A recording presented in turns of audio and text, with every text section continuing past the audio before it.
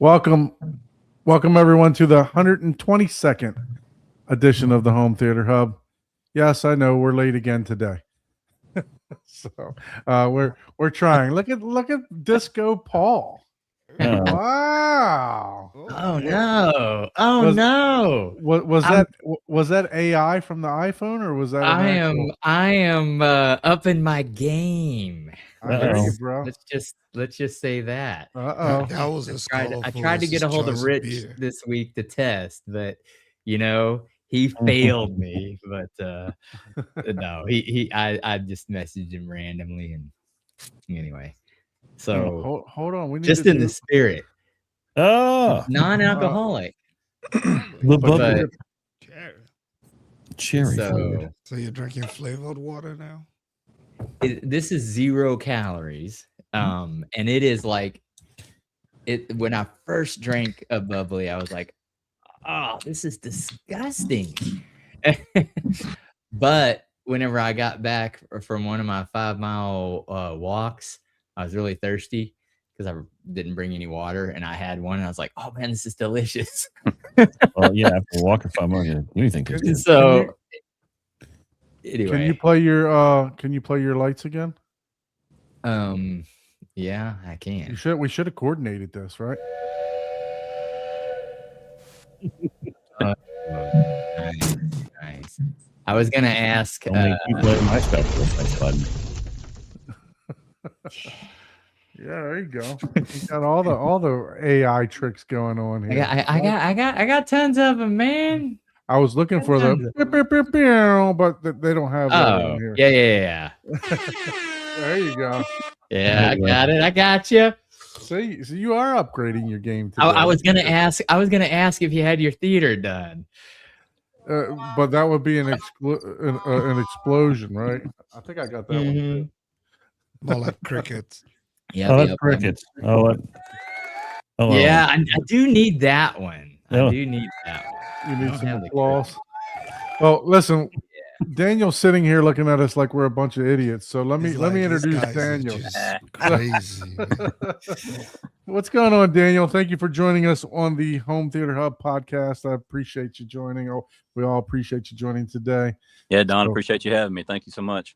No, man. I mean, look, you had a beautiful picture on Facebook that you posted to one of the groups that I frequent all the time, and man, I just had to reach out to you to see if you would be willing to join us on the show. So, really appreciate that. So we're going to get into that a little bit later. We got a nice DIY theater tour coming up, and man, looks gorgeous. So we got a build thread and everything. So we're going to be popping here in a little bit. So.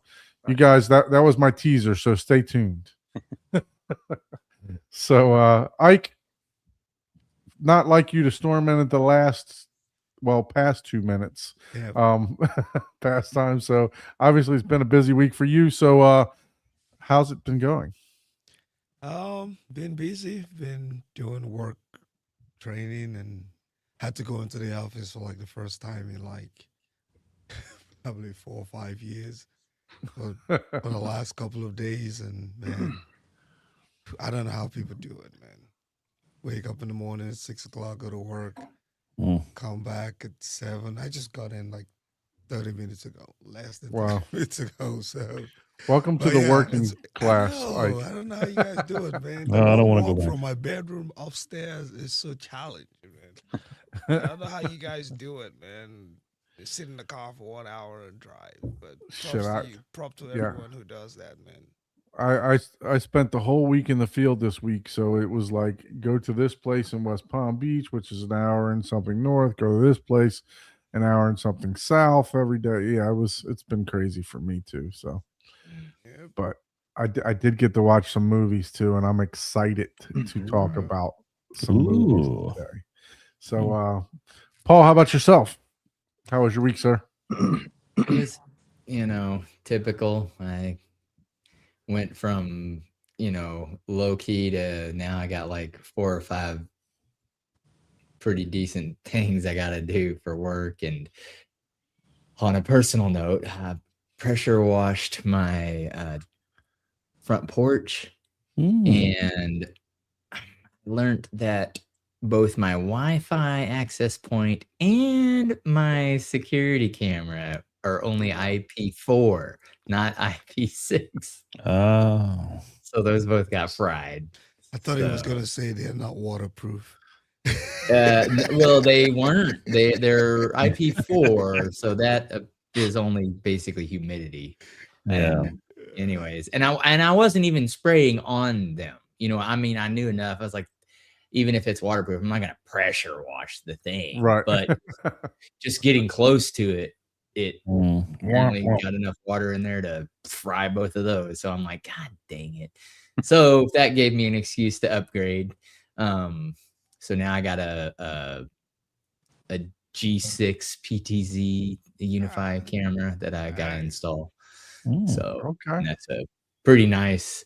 It comes with new AI features. Hopefully it'll do some of the things that I want. Where, like, if Jessica comes to the door or her car comes up, it won't ding me, right? Because it recognizes license plates and all that stuff, and it'll just know, oh, that's Paul. Like, ignore that one, especially if I'm mowing or something.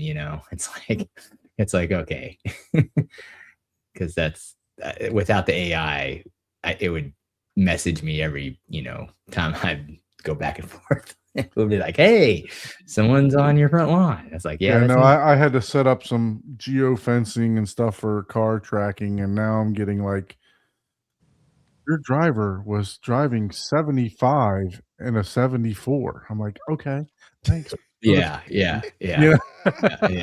Time to Yeah, lay out speed bumps in front of your house. Yeah. So I'm getting those Pretty notifications. much. Three, but, 3 miles an other than hour that- over, I'm getting notifications for 45 employees now. and I plan on putting up either, hopefully by the end of this month, I plan on getting some of my products online. And apparently I'm gonna have to do some friggin' fidget toys, because Jessica's over here selling, like, I think it was a bit. I think she sold $150 worth of fidget toys this week. Oh wow! Yeah. I'm like, God damn it.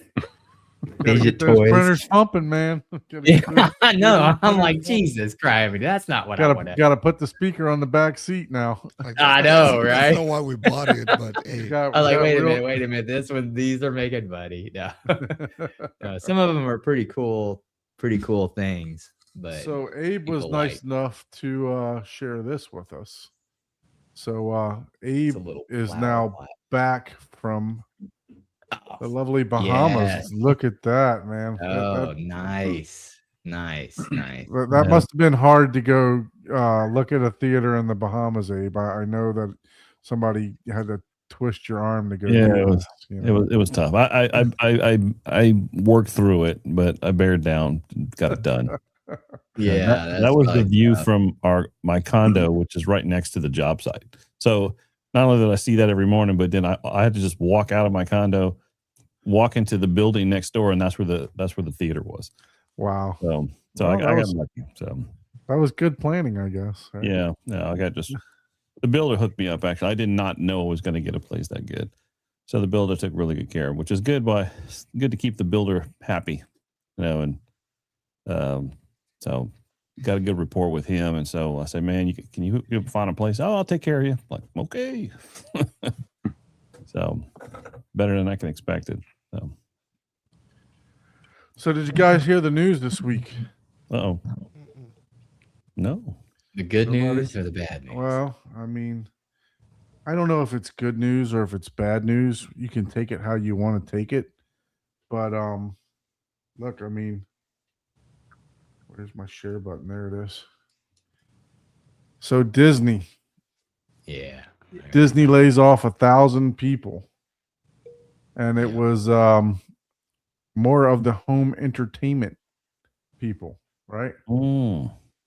So what does that mean for us, right? What does that mean for us people who like to watch movies and like to collect physical media? Well, good news is that Sony is still outsourced, they're outsourced for doing physical media. So I don't know that it's totally going to stop them, but from Yeah. producing physical media. However, you may see less Disney stuff on other streaming platforms, because they're probably trying to bring it all into Disney Plus. So all those liaisons between, Voodoo and whoever else, they're whoever else they're employed to try to be the middleman for these type of things. All those people are the home entertainment field that are kind of like the people that they're laying off, right? So this could be a big push that we start to see all Disney stuff come back to Disney Plus. Yeah. So that's Hey, that's just my opinion. I'm not saying that, but that's just what I'm reading into it. You remember back when Disney used to put them back in the vault? You remember that when they put their movies? Disney was back in the the vault? juggernaut, man. I mean, Like, we're gonna put that away for a while and nobody can watch it. Then we'll put it back in the vault. Hurry up Disney and buy was it. the juggernaut for home media. I mean, Yeah. I think I was reading something the other day that The Lion King was the most sold VHS tape ever. So it's it's disappointing to see that they've gone this way, but we're going to talk about Disney Plus here in a minute because Brer Rabbit's still very much stuck in the vault. So I don't think they'll ever let Brer Rabbit out of the vault. yeah, I'll Or give you rabbit. I'll give you this one.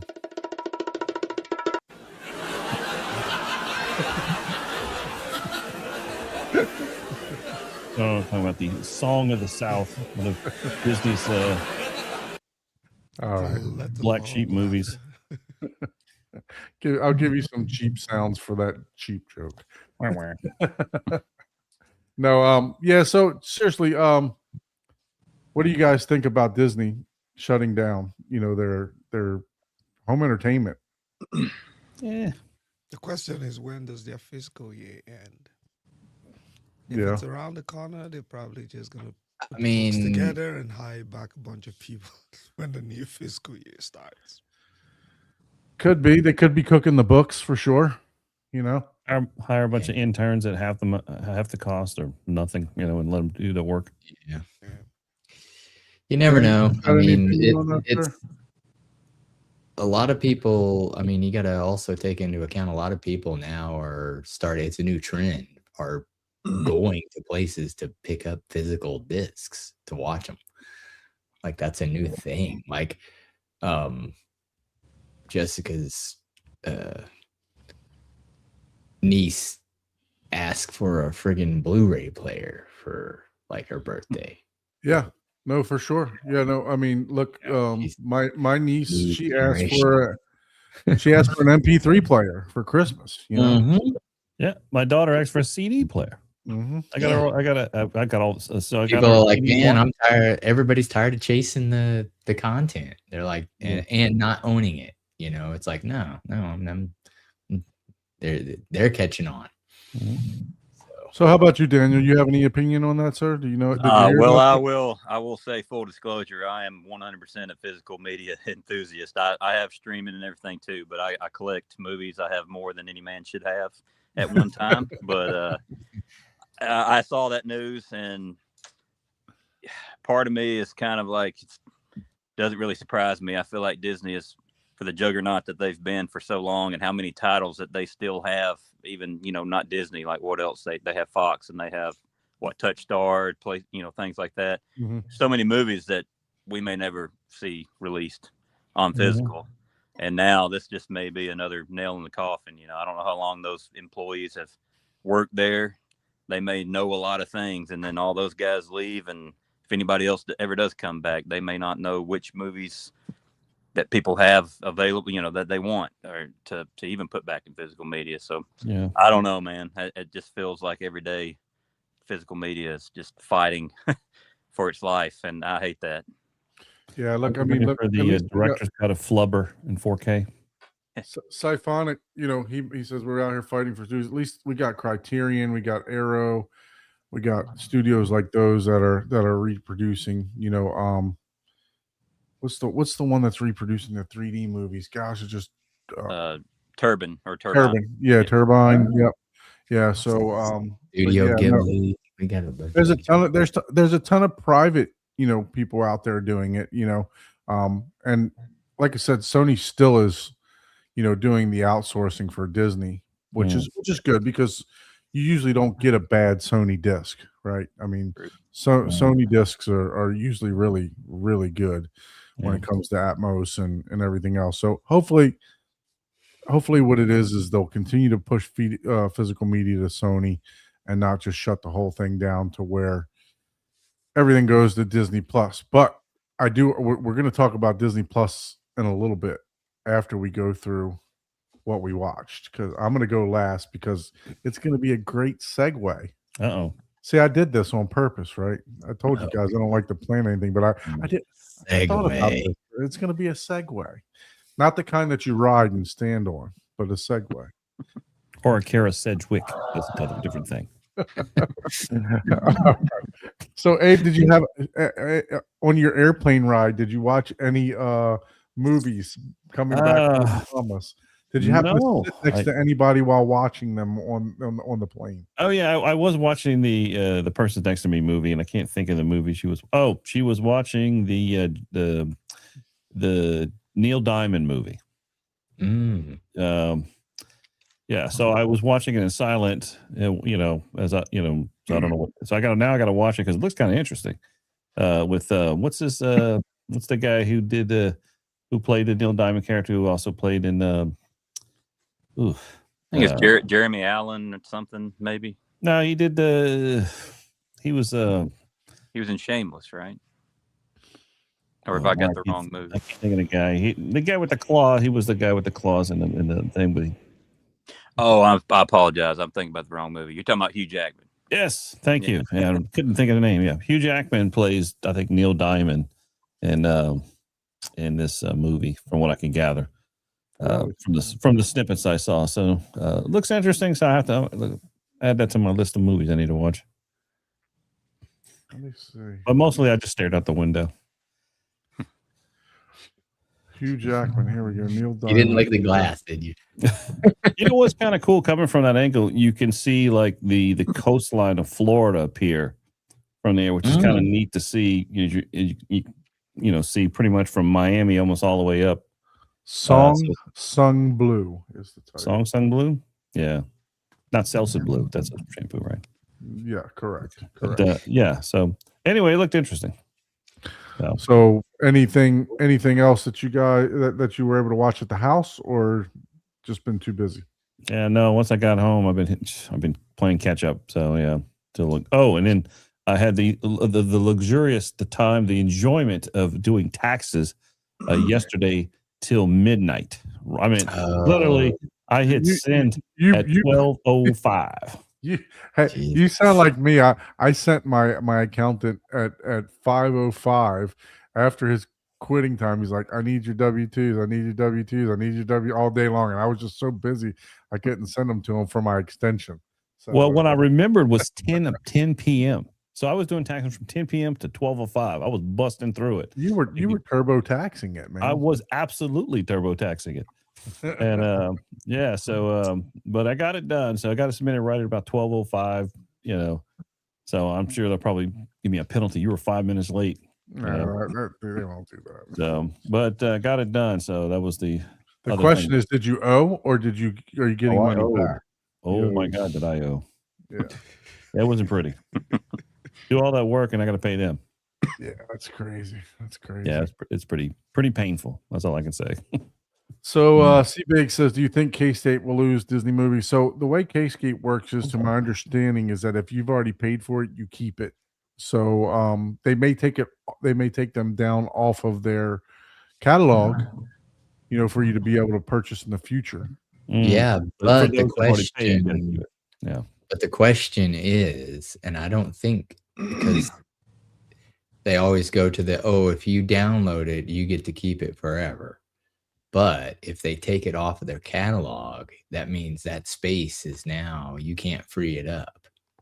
Well, so other studios, they have lost other movies from other studios. And what happens is that movie still stays in the cloud, but new people cannot see it, right? So okay. I didn't know this thing tracks every movie that you purchased or rented. Gotcha. so it knows, you know, exactly what you have, you know, and what you don't have. Mm. Because Okay, if well, I that's go on there, if I go on the movie store right now and I try to purchase something that I already have, it won't even show me a price tag. Mm. So like when movies go on sale that I've already purchased at regular price, I can't even see what they go on sale for, unless I incognito go through the browser and look the other way. Because sometimes I look to see how much I overpaid. You know. it went on sale. Oh man, I could have got it for $2 cheaper. So yeah, so that. But from my understanding is that it's still in their cloud. It's still available for those that have purchased it. They can download it. They can delete it. They can do whatever. However, for new users, it will not show up for them. They are not Kaleidoscape users. You're not. Correct.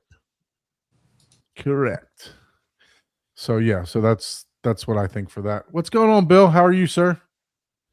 Thanks for joining us. Appreciate you. I reached out to you this week. I was in Fort Lauderdale like 2 days, and I was going to see if you were still working on the Zapedi there. No, excuse me, not Zapedi, Arvolution. If you were still working on the Arvolution, I know you're going to be moving and stuff too. Also wanted to volunteer services if you still need me to help lift some speakers for you. So that's why I was reaching out. So hope everything went well with your move and everything else too. So all right. So how about you? Does Jessica need to help you with your movies? No, I asked her. We were able to watch one movie, but she didn't even remember what it was. I was like, man, it must be nice. You could probably watch the same movie like 2 times a week and not even know. So you don't know either. No, I know. We watched The Bluff.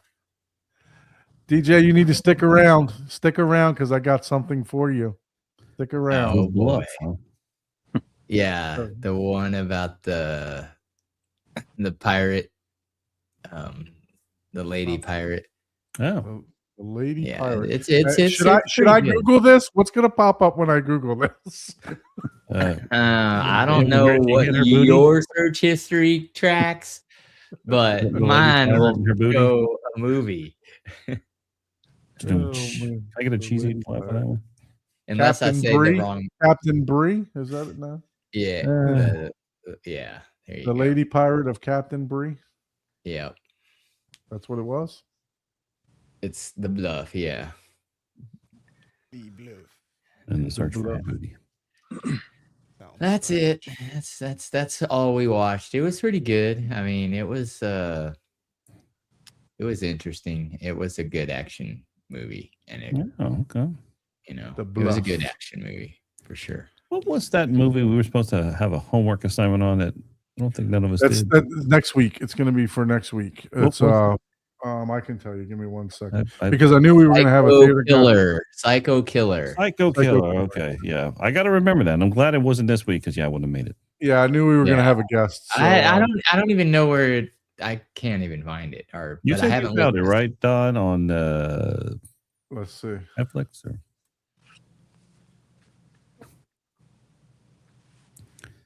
Psycho Killer It's like Amazon. It looks like it's there on Amazon. or Amazon? No, well, Amazon Prime Video. Prime Video. Oh, okay. It better be for free. I ain't Karaoke. paying no. Wait, You can rent it. long is the A couple movie, bucks, man? $3, something like that. I ain't paying $1 for a rating of 1%. Wait, how man. long is the movie? It's 2026 is what it is. So it Yeah, just it's like came out. 26. Yeah. Mm. So we might have to wait for this to come on to media. of Yeah, some it's kind. still on it just came to Kaleidoscape, I'm saying. Like Oh. maybe 2 weeks ago. Yeah. So they're we might, gonna like have- you said, we might have to wait for that one. We'll have to find out where it's actually playing. Yeah. So Daniel, the homework assignment that we have is to watch a bad movie. So somebody suggested that we all watch a bad movie. So Okay, I didn't want to be rude, but I was checking this out on Letterboxd, and the ratings were not great. yeah, so I wanted to Yeah, bring you yeah. in. That's the different. point. Yeah. Okay.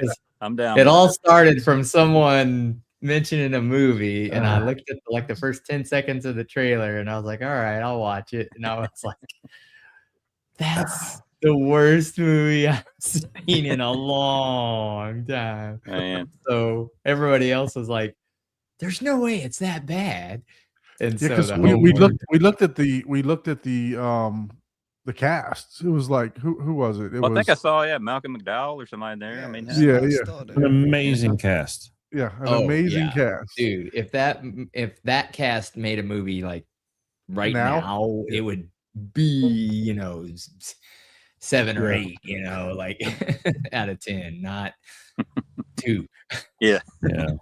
Somebody was hurting for some money at that time. Yeah, Quite a yeah. few of them. Hey, Good gotta old do what tip, you gotta do. good old You know? Tiptoes. That's gonna be Yeah, yeah, forever yeah, scarred in my brain. That's the one that kicked off Don with the homework. The homework assignment. I like it. Yeah, for sure. So we'll have to find out when we can all take that one in. So how about Yeah. you, Daniel? Were you able to partake into some movies in your lovely theater that you have there? Yeah, I've watched a couple lately.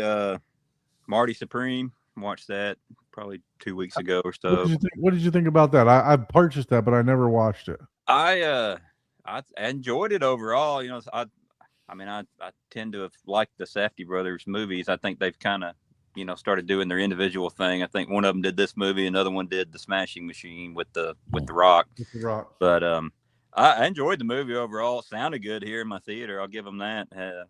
It's what's his name? Timothy Chalamet. His Chalamet, character is kind of like, he's hard to like. He's not a great guy, but you still sort of root for him throughout the movie. So, I enjoyed it pretty much. Also watched Hard Boiled in here. I have the Shout Studios release, and I was curious about it versus the new. I think Arrow just released it as well. So, I've never actually watched that movie, so I watched it probably about a week ago. Enjoyed that one too. So. Cool deal. Cool deal. Very good. Very good. So how about you, Ike? Were you able to? I know you had a busy week. Were you able to partake? I did not, but I do have a lineup of movies that I'm hoping to watch this weekend. Excalibur. Oh yeah. Oh, an HDR. Yep. I got this last week. And then Shadow Force. Shadow. The Shadow's Edge. Shadow's Edge, yeah. The It's Shadow's Jackie Edge. Chan. One of Jackie Chan's early or whatever movies that got a remake in 4K. So I picked that up. I'm hoping to watch them this weekend. Yep. Well, and I just want to say, in honor of May the Force be with you, Oh God. Here it Here comes. we go. Let's Here it see. is. I decided Finally watched those. to take in A New Hope. Ah. Oh, nice. Nice. So nice. my goal is to watch. Well, before I do that, I want to talk about Disney Plus. Okay. So I'm gonna go. Let me go to this picture. Philosophize, please. Give Philosophize. me 1 second. Yes, let me know your future thoughts. Yeah. All right. So I took in A New Hope and I watched it on Disney Plus. And I was blown away with the restoration on this 1977 film, just absolutely redone perfectly. It was unbelievable to me and my wife. She watched it with me too. She said, I cannot believe that this film is 1977, which then took me down the rabbit hole. I was like, all right, I want to, seeing how good that this is, because I've been trying to get my son to watch Star Wars with me for probably 2 months now, and he just won't sit down and watch it with me. So I was like, all right, I'm going to go ahead and watch this. And then I was just blown away with how great that it looked on Disney Plus. And Kaleidoscape was selling the whole entire system or the whole entire set for like $105 for 9 movies. Hmm. So that was a cha-ching right away, right after seeing how good it was or is on Disney Plus and how great it sounded on Disney Plus. So not only did I watch A New Hope on Disney Plus, I also watched A New Hope on the Kaleidoscape, Mm. which I don't know if you guys can see here, but Mm. Oh, Dolby Vision compared to streaming. Both of them are upscaled through the Lumigen. But I mean, just you get a lot. Kaleidoscape right there. That's the Kaleidoscape version. Mm. is that like But you still get a great deal. You still get a great deal of detail out of Disney Plus. I mean, Yeah, it's just not bad. it's just getting getting better and better for streaming. Now, I do have a good internet. I have 5 gigs up and down, but I mean, you don't need all that to get this from Disney Plus. All right, and then I took it to the next scene. So this is actually this is Disney Plus, and that's Kaleidoscape. So you can see a little bit more details in the smoke. It's a little bit brighter, Dolby Vision. And then I had one more scene here of the Luke and if I'm spoiling this movie for you guys, I'm sorry. 1977, you should know. Luke and Han Solo faking to arrest Chewbacca, right? So this one, there wasn't a big difference. Just a little bit brighter. So I started going down the rabbit hole of just comparing. And what are you streaming through? I'm streaming through Apple TV. Oh, okay. So full 4K Apple TV. So yeah, man. I mean, I just enjoyed the hell out of this. It was something that I was really scared to watch because I was just hoping that it would live up to what I thought as a child, right? And I mean, just the restoration alone. If you guys haven't seen it, no matter what you're watching it on, I think you'll enjoy it, definitely. And like I said, May the 4th be with you, right? So Mm. I went ahead and I doubled down. Empire Strikes Back. That's the one right there. So I watched The Empire Strike Back. So I watched this, and I'm gonna tell you what. That's the best one. My gosh, man. My Atmos speakers did not stop the entire movie. So much so that I told my friend Gene this today, and he was like, we need to check your system and see if you were upscaling. I'm like, no. There was just that much content in the Atmos for this movie. I mean, ships flying everywhere. This, guys, I'm telling you, this is a reference remake. If you do not have this movie, this is a demo scene, the whole entire movie. I had ships flying. I'm telling you, stuff was flying everywhere during this entire movie. It was just fantastic. It really was. So I'm saying that make sure that you pick this up if you haven't picked up this restoration in Dolby Vision. So on the Kaleidoscape, it's in Dolby Vision and it's in true Atmos is what it's in. So I was getting 9.1.6 the whole entire time throughout the whole entire movie. So it was just unbelievable how good it looked and how the sound sounded in this. And I mean, tons of bass and just unbelievable. For a 1980 movie, how great this was. And then I just started. I'm probably about a half hour into it. So I just started Return of the Jedi right before the show. So I was watching that one. I remember not being a big fan of Return of the Jedi, just the whole Jabba the Hutt and everything else like that. But I will say that the video in this is phenomenal. Also, it's fantastic. There's not a lot of ships flying around or a lot of, to at least to what I've gotten to so far, a lot of battling. I know there is later on in the movie, but I'm maybe about an hour in. So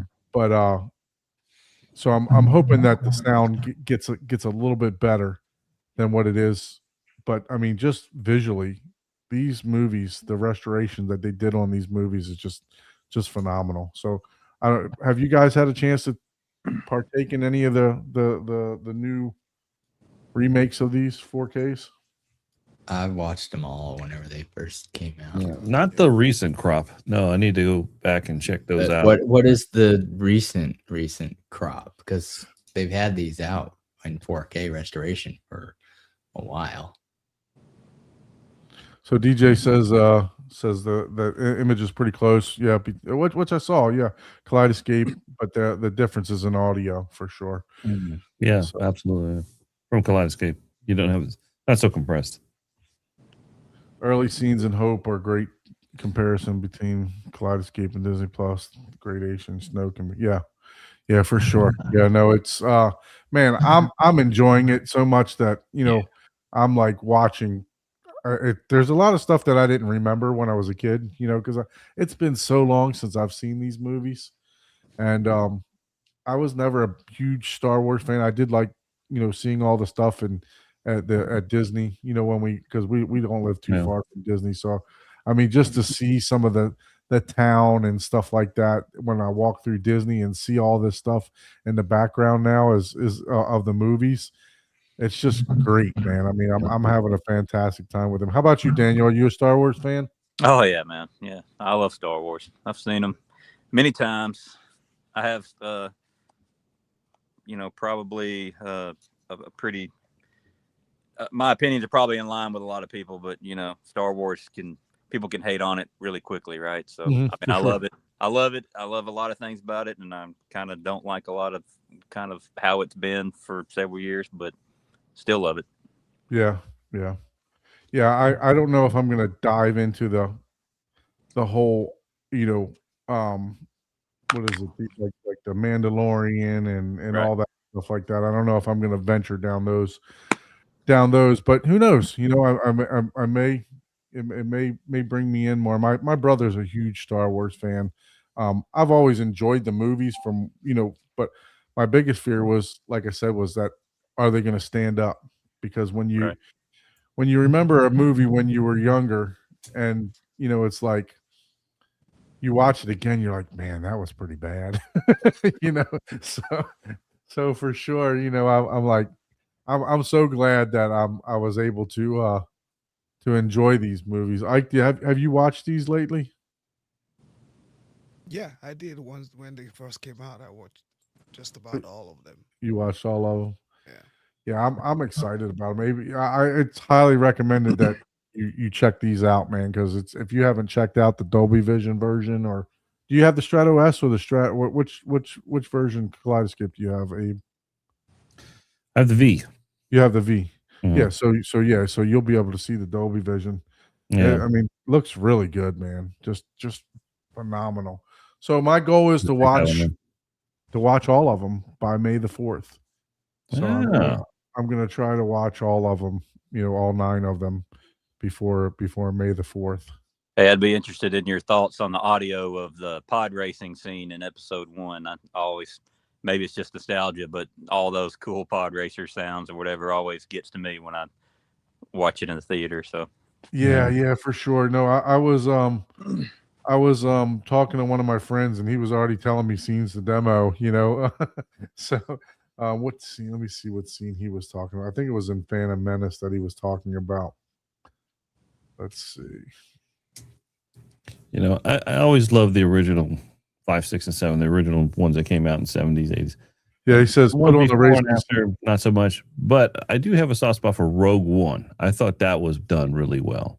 I agree. And definitely that one has kind of risen up to the one I really enjoy watching because it's just done so well. Great story that talks about that group of guys, this group of guys who stole the original Death Star plans. I thought it was really well done. And what I liked about it, it wasn't the kind of typical Star Wars ending. Everybody dies in that movie. But where they're not a little celebration, a little party like they have at the end of all the other ones. It just ends on a sad note, but it's still very awesome to see. Yeah, for sure. So Ike had something for work come up, so he had to drop real quick. I don't know what happened with Paul, but he'll be back here in a minute. He's going to go get another bubbly. He's going to go get another bubbly. So, but yeah, no. So Ike had to drop, guys, but no big deal. We'll keep on going through the show, but yeah, I was just surprised. Like I said, I'm super excited to go through the whole series now that I see what the restoration looks like in the theater, and I mean just how great it looks, and sounds. Like I said, that there's going to be a lot that I pull from that movie, Empire Strikes Back, just for demo. I mean, I was getting major pans everywhere through the whole room when ships were flying by, and they're coming at you, like coming towards you. Man, it was really, really, really good. So I'm excited about it for sure. So you guys know what movies I'll be watching next week. That's awesome. Hey, my audio dropped out for a minute there, but I was going to ask you, Abe, since you like Rogue One, have you seen Andor? Because I'm a big fan of it. It's exactly what my brother says. You got to go. So I need to go back and watch Andor. And he said that's great. He said that kind of gives you a good lead in that works perfectly with Rogue One. Absolutely, yeah. So yeah, I need to go back and watch that. I've been told that. So that's on the list. Ooh, SpongeBob the movie. That's a good movie. I watched this. This is on my list. I got it. That's actually a good movie. I watched it with my son several times. I got it based on your recommendation because I was always a big SpongeBob fan. Man, there's a lot of undertoned adult humor in. Oh, absolutely. Well, up to about the fourth season. After that, it starts to get a little cheesy, but definitely, season 1 through 4, very well written comedy. Just for a cartoon, it's really good. Yeah. I mean, it's not Ren and Stimpy. Not Ren and Stimpy, no, right? But it's definitely. Yeah, I still think of a lot of. Yeah, I can still recall a lot of those. Ed and Eddie. Remember Ed and Eddie? That was one of my favorite cartoons. Yeah, that one was. My son was watching. He found some YouTube videos of Tom and Jerry, and just to look at the destruction that those two do to each other. Yeah, those cartoons would never last now. You know what I mean? There would be no way that they would play today, right? I just love the kitchen is no place for a live horse. What was I don't know if you guys remember that episode of SpongeBob. Oh, yeah, Mystery. It's I didn't see that one. My son loves it though, so we watched. I watched all the movies on Netflix. So I mean, and that had really good Atmos in it too. A lot of the SpongeBob movies. But yeah, get that bass in there, SpongeBob. So Daniel, tell us a little bit about yourself, man. How did you get into the home theater hobby, sir? Oh man, well, I'll make a short story long for you, I guess. I mean, I've always loved movies. I've always loved sound, music. I like to play a little bit of music. I like to try to pretend I know how to record music, and so it's just been part of me for a long time. And as I got older and got better jobs and I could afford to do things that I wanted to do, I could slowly build up to what I have at the moment. But yeah, I mean, I started probably when I decided I wanted something like this. I just had a simple 5.1 setup, and can y'all still hear me? Yeah. Okay, sorry, the camera changed. Anyways, I just had a cheap 5.1 in a living room where I used to live, and then I moved and decided to do a little bit more. Moved again, built my first theater in a upstairs bonus room, and then came back to. I've owned this place that I'm in now for a while, and lived in it moved into another house where I built my first theater, and then came back here kind of with everything that I learned in the last few years, decided I wanted to, do it a little bigger this time. So, yeah, I mean, I've always loved it. I love movies. I collect movies. I love sound, and here I am. So what was like, was there like a definitive movie or visiting someone's house or something like man. that you can remember that you're like, oh shit, I gotta build me a home theater? Man, that's a good question. So, man, I wish I had a really good answer to that, but I don't have people around me that I know of yet that have a really high level dedicated home theater. But I have a couple buddies that had some setups or something along the way that I've sat down and watched and listened to, and just the more I got into it, man, it's got kind of on the online stuff, right? I mean, I got Right. into BS and Facebook groups and all that kind of stuff, and it just once I decide I like something, it's I become obsessive about it. So I learn everything I can. I research forever, and I just wanted to do the best that I could with my budget, for over here for now. So That's cool. That's cool, man. Yeah. So like, did you used to frequent the movies a lot when you were younger, or did you? I did. I wouldn't say a whole lot, but we did. Yeah. I mean, I have memories of my family going to movies. One of my sisters, there was a dollar movie in town where they would. I remember those. Re-show the movies later. And I remember her. She was old enough to drive, and I wasn't. And she would. She and I would go up and watch a dollar movie. Those kind of memories. I remember some of that. So That's when the seats were all the same level, right? Yeah. they may have been. You might be right. At least in Yeah. my ours were remember that. ours were $2 movies, and all the seats were the same level. You had to hope not to sit in front of a tall guy, right? Mhm. Yeah. Or a guy that decided to wear a cowboy hat or something like that. It's like, Yeah. Yeah.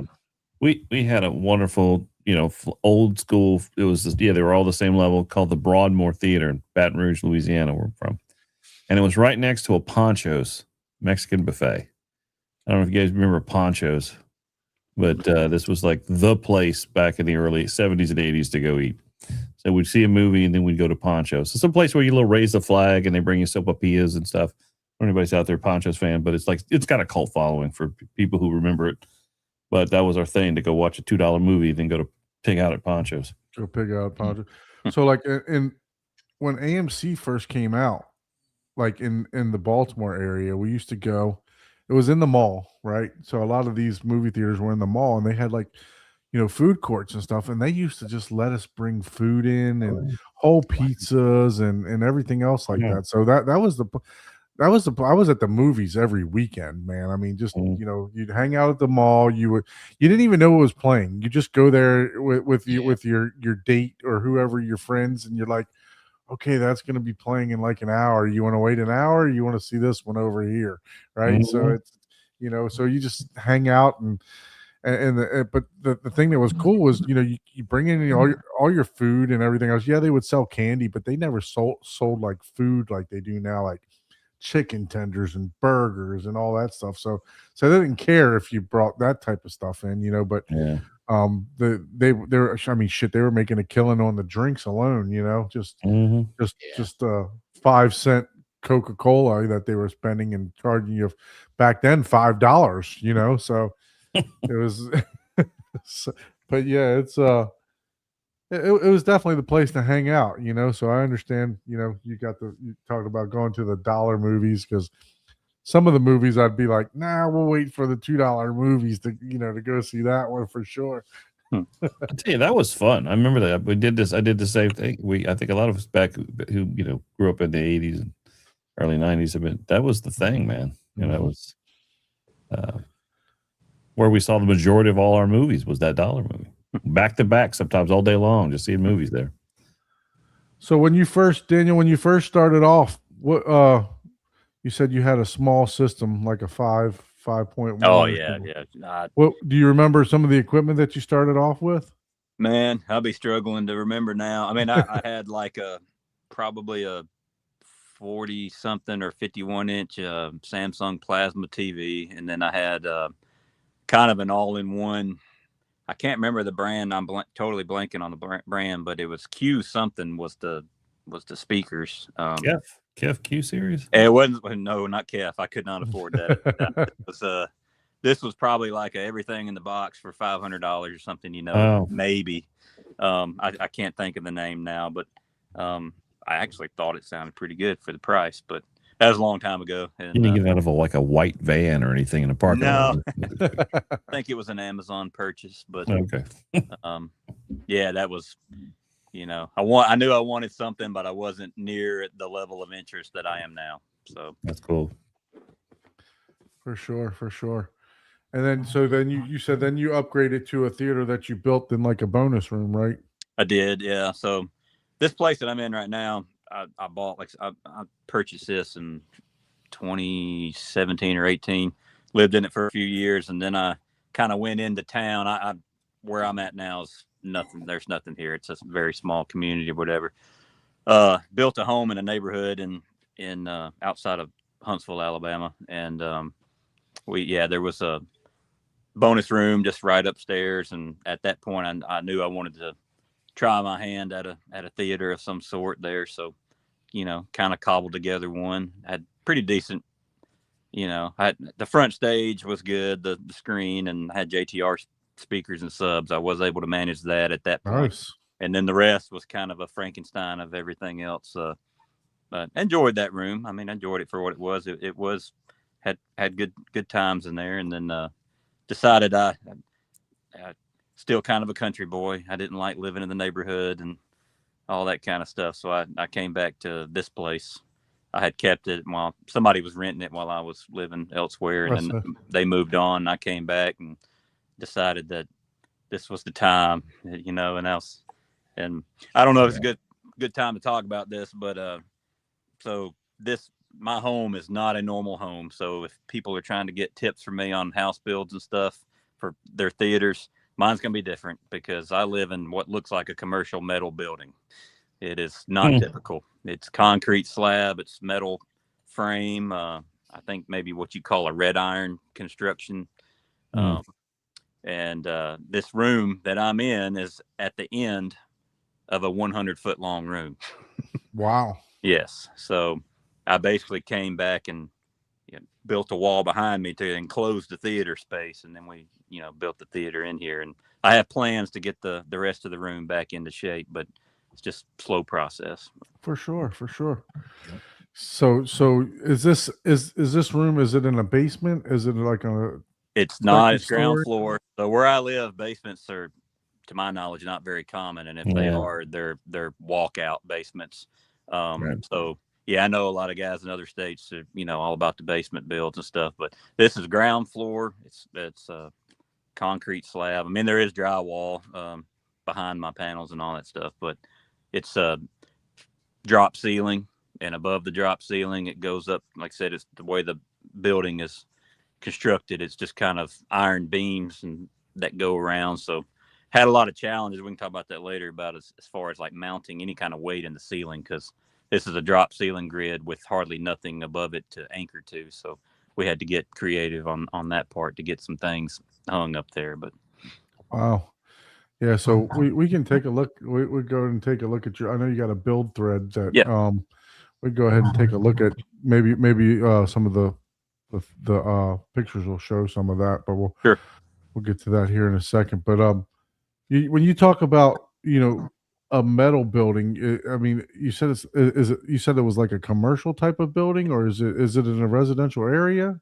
So I kind of live out what I would call outside of city limits. I'm in the county, and so this is a metal building that is located next to some other businesses. And if you drive down the highway that I live on, you would not think a person lives here. You think this is a an extension of this business next to me or whatever. So I'm kind of hiding in plain sight. There you go. I like it, but yeah, it's just a very base. It's 100 by 50 foot building.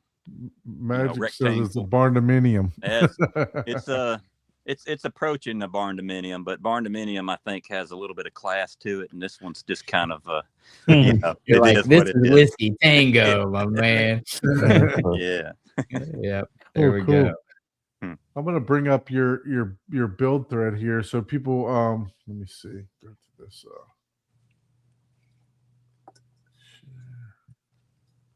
So if you're a member on AVS forums, you can look up this build thread. Also, it's Wildwood Cinema is what the name of it is. So you'll be able to find the home theater build in North Alabama. So Daniel just goes in a little bit. So give us a little bit. Walk us through some of this stuff here, Daniel.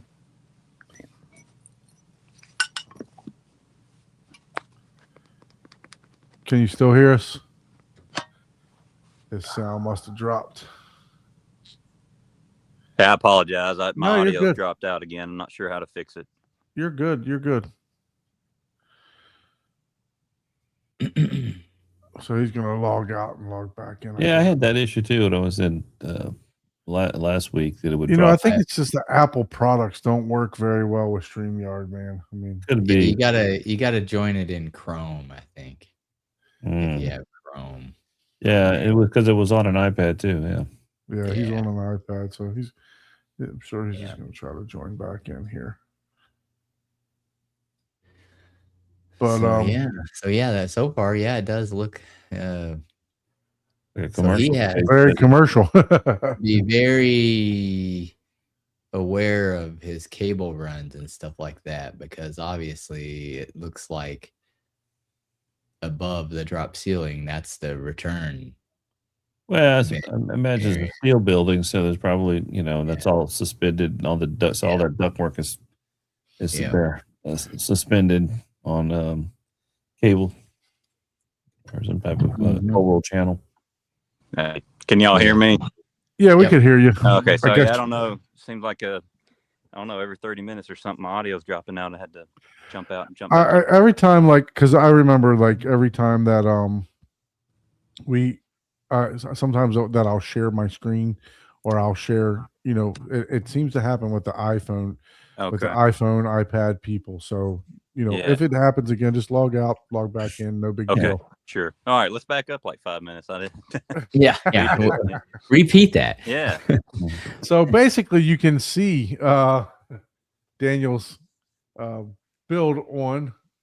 It's called Wildwood Cinema, right? So if you could just talk us through this here. Is this the beginning stage of what the room? That's right. So moved back to this place. So that's essentially where I'm sitting right now, is right there, kind of in the middle of that first picture. So we that's blurry there, but that shows you before I piled all of my stuff back in that 100-foot room and made it look terrible. That's the whole 100-foot room right there. And then in that picture, if I turned around, you'd see that the first picture up at the top. So that is the area. You kind of see that crack, that line in the concrete there on next to that column on the floor. That's essentially where the wall is that we added. That provides it's the back wall of the theater and the entrance to the theater. So we built everything basically from that point to that wall back there. I want to know if this tube TV has a VHS hook to it or not. Man, my brother-in-law did me a solid. He found that on the side of the road one day, and I told him I might be interested in hooking a GameCube up to an old TV. And there was a certain year of TV that I can't remember the cable, the composite cable or whatever it was called for the GameCube. And man, he found one of those and grabbed it for me. So what's the dimensions of the we know it's 100-foot long, but right, how wide is it here? This part that you're seeing is it's approximately 17 feet wide. I think it's like 16.9 or 16.10. And then as it goes to the other end of the room, which I have a bar and a music stage area there. It's just not show worthy at all right now, but that opens further up. 20 something feet there on the other side of the room. But yeah, so back here. Yes, that's right. Very good. So you moved all the workout equipment all down Yeah. into this area? You know, now? it's funny, when the room's empty, workout equipment is all out there, open, accessible. And then the more you get into it, it gets pushed in the corner, and then you just sell it or whatever, right? Right, Yeah. right. Yeah, Yeah. like my wife's Peloton that's been sitting in the corner for the past 4 years. Yeah. So, One of these days, man, I'll be back at it. and this is I guess you got a little creative here with some rendering software in the next. Yeah, those pictures are pretty terrible. It's very dark, hard to see. But that was my first iteration of me using a free online 2D, 3D designer thing. And further on in the thread, you'll see some pictures that represent way more accurately what it turned out to be. But yeah, man, I enjoyed. I had a very long planning phase before construction ever began, so I was able to, pretty much nail my measurements before we ever started. So it was good. It was a cool tool to use. I think it looks fantastic. Especially Yeah. this picture here, you Yeah. did a good job getting everything spaced nice and together, and Yeah. looks really good for for putting all this stuff together yourself, for Yeah, man. sure. Now, I will say, full credit to, I don't know if y'all know Stephen Smith, Sure. home theater guru, right? Mhm. So I reached out to him, and he helped me with the speaker layouts. I think you'll see some snapshots down below of his drawings that he sent me. So yeah, very reasonable. He's a great guy to talk to. He was very open to me. Like I said, it took me a long time to get this build done with my work schedule and everything, but I could ask him a question along the way. Even a year later or whatever, I'd just jump on and be like, "Hey man, I just got a question about this." And he'd be right on it, help me out. So definitely I appreciate his help and helping me plan out. He did the distances and where the speakers would go and everything. So I appreciated his help a lot. For sure. I know this is a service that he offers just to do the design right. Mhm. So, and I actually offered to have him on the show. I reached out to him. I was like, "Hey, Steven, you want to come on and promote?" He said, "Man, I got enough business that I can't even keep up." So, but yeah, no, I've known about him doing these designs for quite some time. Yeah. He does pretty good on the drawings here. So. Mm-hmm. Yeah, not bad. So this was all these were done by Steven there, and then I think Right. we'll go through the list of your equipment and stuff later on. Yeah, But sure. got some advertisements here. Let's go down further to where we got some more renderings here. Yeah, Right. it looks So like that's- they're still a little bit dark, but Yeah. the renderings I think I still found look out a little later bit better. that program, if you there's no windows in that room, right, in the theater, and the ceiling's on there, and it tries to emulate light, so it makes it very dark. So I found out later that if you made the ceiling disappear or whatever, then it would brighten the image. But whatever. Look, No, the it's a light. details in this thing. That's a JVC, right? That's right. Yeah, looks phenomenal. I like the What way it program was looks. that? So I hesitate to recommend this to people unless they just really want to have fun with it. But it's I think it's called Sweet Home 3D. And Mm. like you just pointed out, that looking like a JVC projector, one of the things I did was I would find pictures online and save it, and then I would import them as textures that I could put onto a blank shape. So basically the projector, I made a box the size of a JVC projector, and then I Textured the picture of it. that's correct. Yeah. So Okay. there's a lot of extra work there, and there may be, other programs that handle that way easier, but that's just the way that I stumbled into it, and I just committed to this program and went with it. But, That's cool. He did a great job, man. yeah, The appreciate it. level of detail on that is crazy. Even got the light patterns for the sconces and Yeah. everything else like that. So Another cool thing about using a program like this is kind of how now you see it's like all the panels are off and you see all of the DIY treatments that are behind the fabric. So it was cool to set kind of layers or whatever you want to call them, where you could turn off a layer and say, well, one click and now all the fabric's gone. It shows all the treatments. Right. Yeah, you that's know, cool. that kind of thing. That was handy to use along the way too. So That's pretty cool. Now, does Steven, does he offer the 3D renderings, or I'm not sure if he does or not not. to my knowledge. He you know, all of this was just me having fun with it along, you know, while I had time to. But I don't think that he does 3D renderings. He just mainly those ones that you saw above that were from him. I think that's his standard drawings or whatever. After you know, you'll talk to him and provide measurements and, you know, tell him what you want to do, and he'll work his math and his knowledge, man. He'll show you those drawings and tell you exactly what you should do. So it looks like you did some framing out. I guess all this is like new 2x4s that were between those Mhm. columns right. and stuff that you had up further there.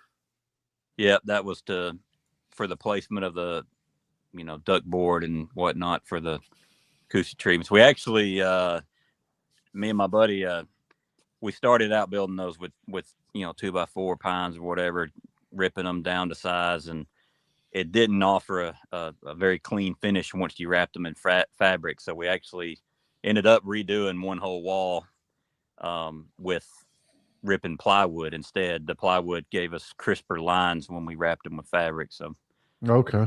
that's a possible tip for anybody, maybe. But Mhm. So this is what you were talking about, how it's made of basically you know, iron beams, and that's right. You had to get creative on how to hang your Atmos speakers. That's right. So you see kind of there's a wooden post that we added that runs that we can hang the Atmos on, the Little overhead speaker. threaded rod. Yeah, I see Yeah, that. so, yeah, we went with those. It allows a little bit of adjustment with the hooks and the adjustable like eye bolt, I guess is what it is. But Mhm. that allowed us, you know, any little play in the ceiling grid, and, you know, don't let too much weight rest on the ceiling tile or anything like that. So yeah, that was phase one of the construction, was definitely all of the ceiling work. So we changed a little bit of the HVAC and hanging the overhead speakers and doing all that kind of stuff. And that was quite a job to get all that worked out. Cause, you know, like you see there, I mean, there's nothing really to attach to. So we had to come up with ways to add.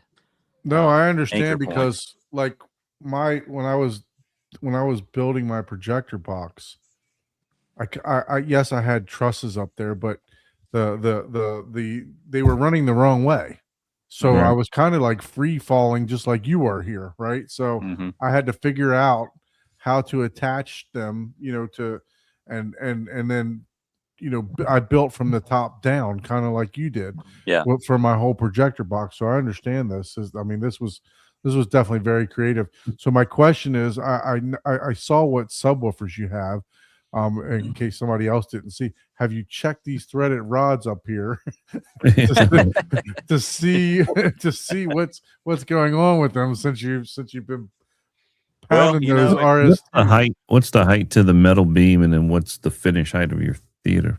so the finished height is 9 feet from the ground floor up to the Top tile? yeah, the ceiling tile was already set, and to move that, like, I mean, I would love to have a taller ceiling grid if I could in the theater. If I could if I'd have been able to push that up to 10, 11, 12 feet, that would have been great. But So you man, probably like 12 feet to metal beam, or so it's kind of angled, right? So on the far side it'll be shorter than the other side. Okay, But yeah. So this is an angle roof. you know, if I had to guess, ground floor to the shortest side is probably, oh man, maybe 14 feet, maybe, and then maybe on the other side, maybe up to like 18 or so. I can't remember how sharp the incline is there, but gotcha.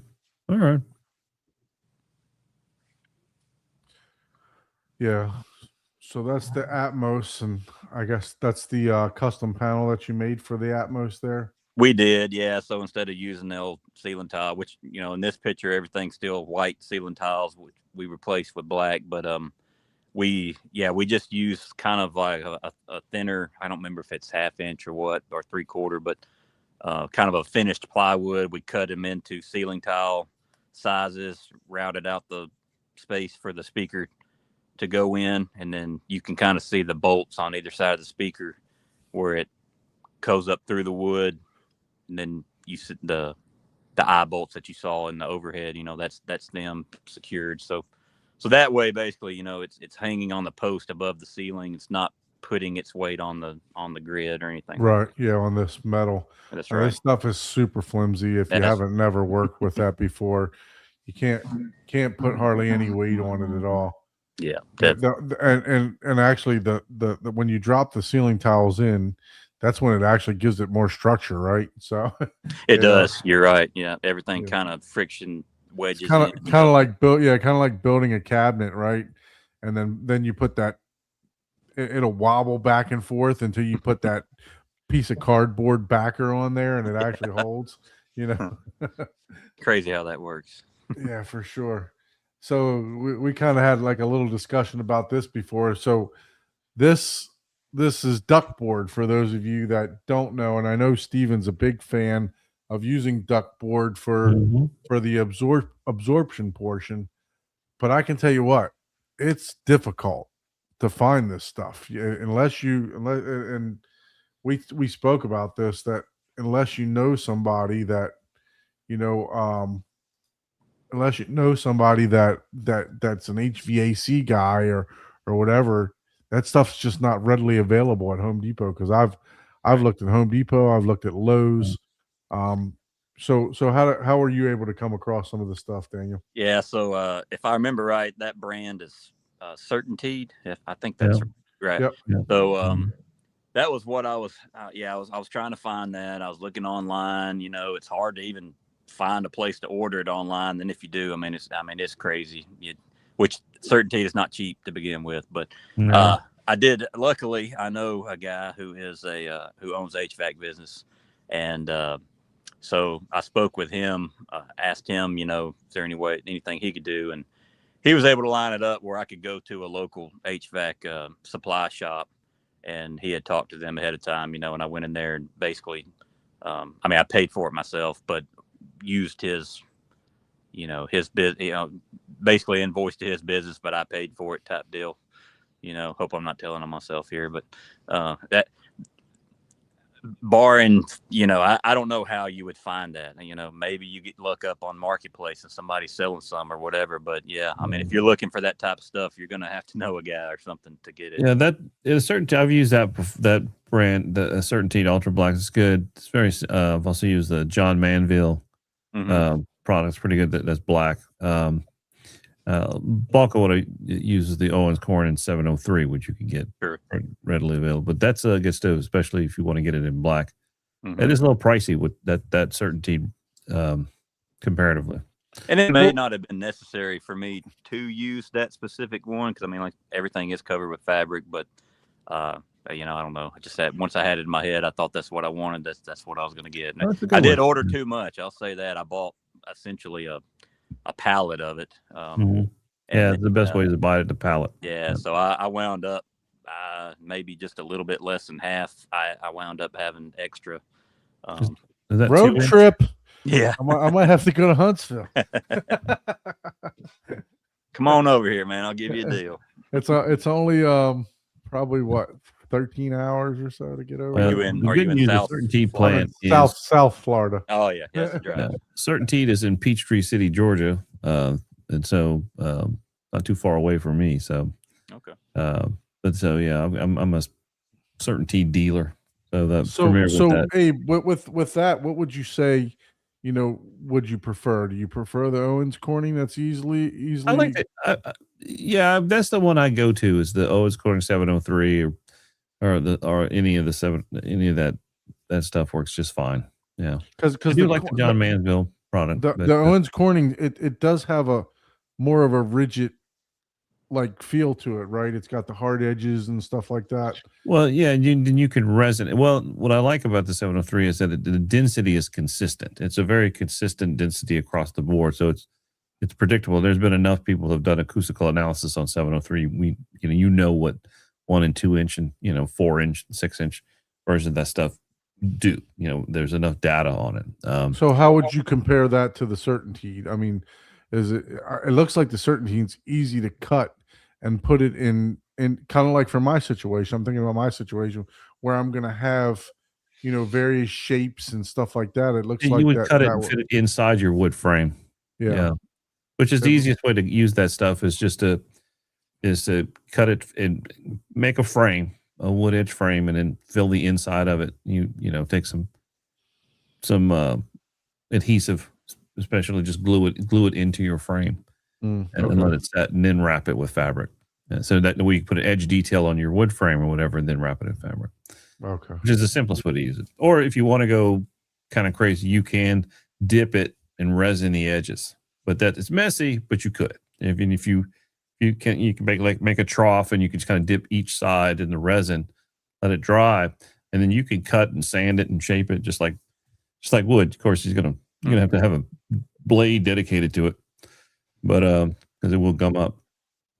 I will say that if you have extra sensitivity fiberglass, man, you're gonna hate working with this stuff. Oh, it sucks. Yeah, that part. Yeah, you're gonna have fibers all over. Yeah. Man, Oh, cold showers after working with that. Mhm. Not hot. Yeah. That's because my room's already carpeted and stuff too. So I'd have to cut all that stuff outside, bring it inside, and it's gonna be a pain in the ass for sure. Yeah. For sure. Yeah. For sure. It's the thing about it. I like about that product 703 is just the consistency of the density of it.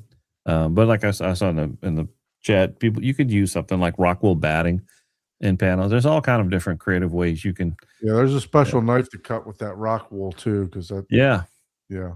And I would say too, I mean, I'm not a professional here, but that worked out good for us because just kind of like basically building the wall, an additional wall out, right, for the acoustic treatments and stuff, and just being able to place that in there, and it's firm, it's easy, it's not crumbly or anything like that. Yeah. That's very easy to work with. If I was building my own acoustic panels to hang on drywall or whatever, I wouldn't use that. I would use, like what you're saying, there's no reason to use that in that application. No. Yeah, Is that 2-inch wood? I'm sorry. That's the 2-inch. That is the 2-inch. Yes, that's correct. Yeah, My it side seems walls are like 2 inches of acoustic treatment, and the back wall is 4 inch. So I basically just doubled up on those that. to get the 4 inch. Yeah. Easy. Yeah. Yeah. so the paper backing and stuff. So you said you doubled it up. The Mhm. paper backing didn't affect. Well, compromises have to be made, right? At some For sure, point. for sure. I don't know I don't have. Well, is that the science. paper one, or is that it's kind of a PFC, or It's like a full back, pretty much. The silver Okay. side is kind of full, and the black side is, I don't know what that is. I mean, it's a material type. It's not a paper. it's soft. Yeah, I forgot the name of it. Kind of fuzzy. PCF backing or Yeah. And Steven, when he recommends using boards like this that have the two different sides, he specifically designs it to where, depending on where you're placing it in the room, maybe it's the black side out or it's the full side out. Oh, okay. So on kind of, I think from ground to 18 inches, and then the whole bottom part, I think, is full side out, and then I have a middle row where all that is black side out, but certain ones have we full taped a pattern. You saw that kind of in that. Yeah, on the image up there.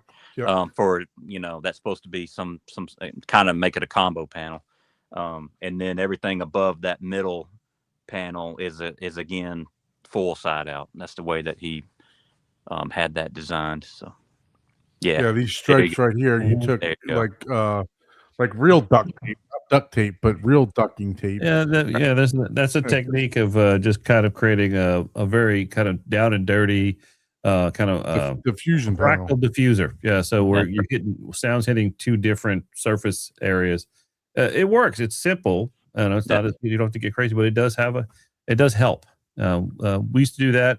Or if you had like the Ross Owens Corning 703, you could just resin a pattern on it. Like you could, like just have squares where some are reflective, some are resin, some are just not resin. So you can create like a checkerboard out of just on 703, which is another, quick down and dirty way of creating a very cheap diffuser that, it's a little bit better than just having full absorption, can create a checkerboard pattern of it. But Yeah, great that's idea. cool. I've never heard of the resin technique. That's interesting.